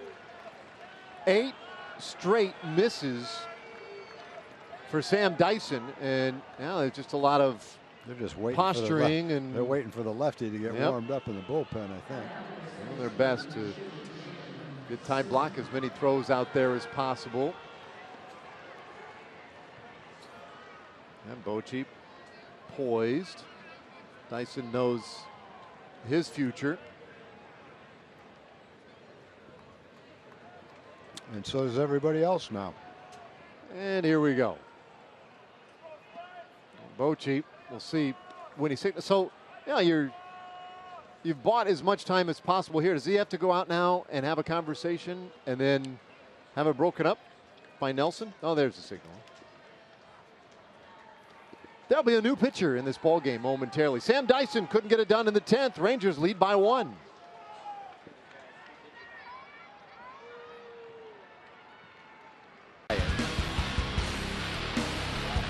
So it's a pop-up, unable to corral it, but this is the end of the game right there if that ball is caught.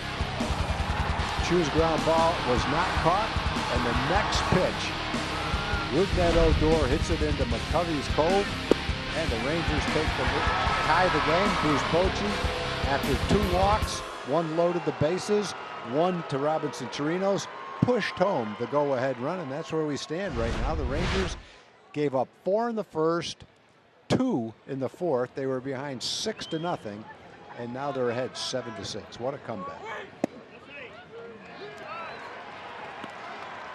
Ty block, the new pitcher, and he gets Shin-Soo Choo. 38th appearance for him.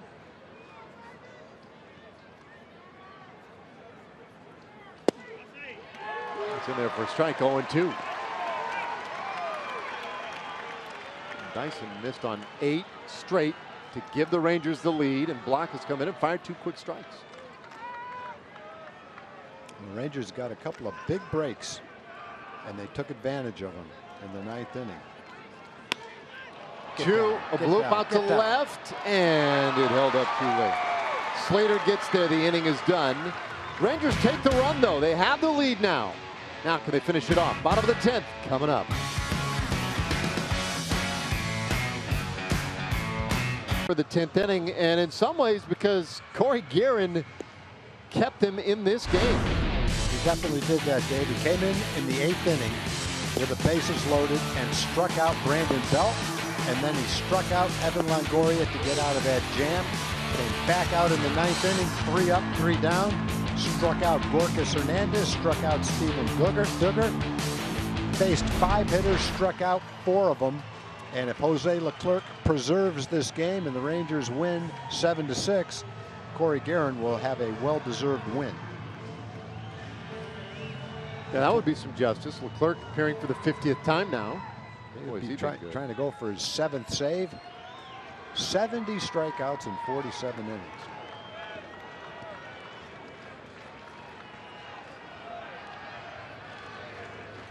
So, first order of business for him, Austin Slater.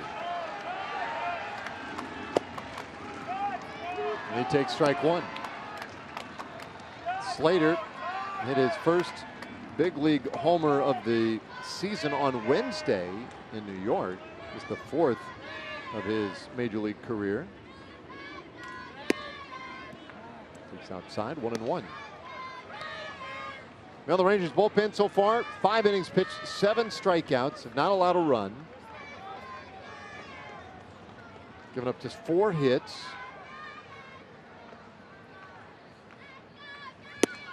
Swing and a miss. And that's strike 2.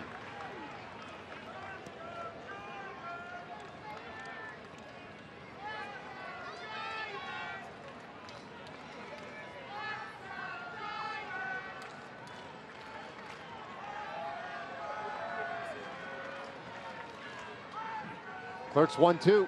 And a swing and a miss, strike 3. Boy, that's some well-located pitches right there. Ranger pitchers have struck out 5 of the last 6 hitters.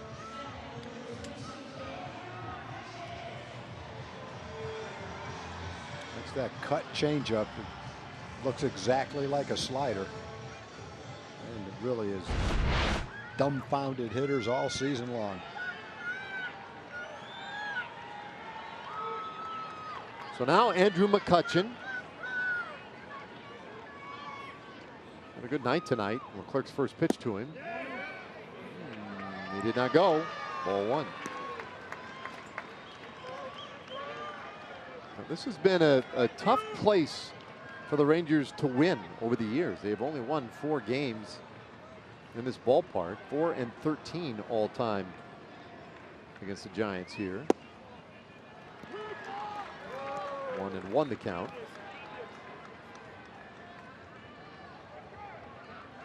I should say 4-13 in San Francisco. 2-10 at this ballpark.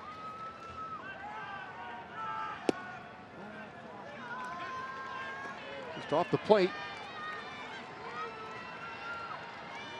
2-1 the count to McCutchen. Started the game with a home run. Since then, he has singled, walked twice.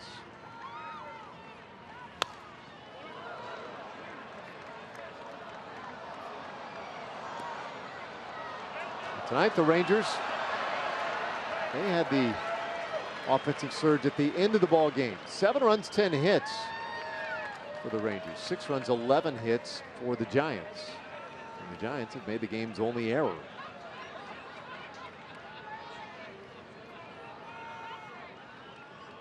Clerks 2-2. Good heat there. This is in. It's a full count.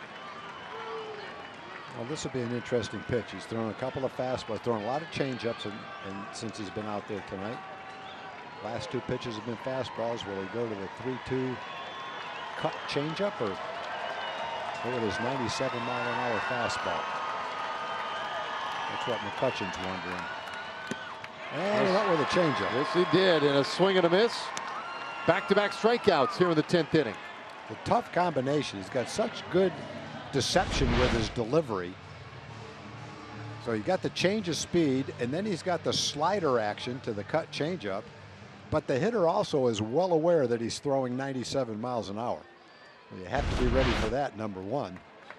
And then number 2, try to adjust to the other pitch, and very, very difficult, as you've seen with the first 2 hitters. And then just for good measure, throw a regular changeup. It goes straight down.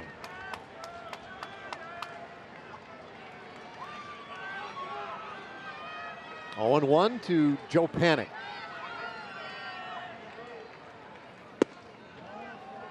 Boy, that didn't miss by much.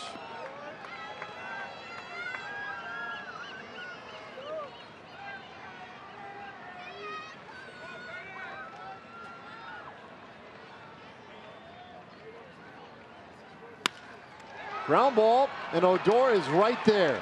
This one is over. The Rangers win it 7-6 in 10 innings, and what a great come-from-behind win tonight for this Texas team. Wow. Yeah, that's one that, you know, unless you're the optimist of all time, after the 4th inning, when it was 6-0, it did not look like this game was going to go the Rangers' way. But as every player will say when you talk to them, you keep battling, you don't give up, you have good at bats. The pitchers came in, got out of some jams. Corey Guerin did a superb job getting out of a bases-loaded jam. Ruge got the big hit to tie it. They battled away, and they come off the field with a great win. There's Ruge's home run. Will Smith trying to get out of the inning, and there it goes. We wondered if it went into McCovey's Cove. No doubt it did. A lot of happy Rangers after that line shot. Just barely stayed fair. But that's what the Rangers needed to tie the game. They came back and won it in the 10th inning on a bases-loaded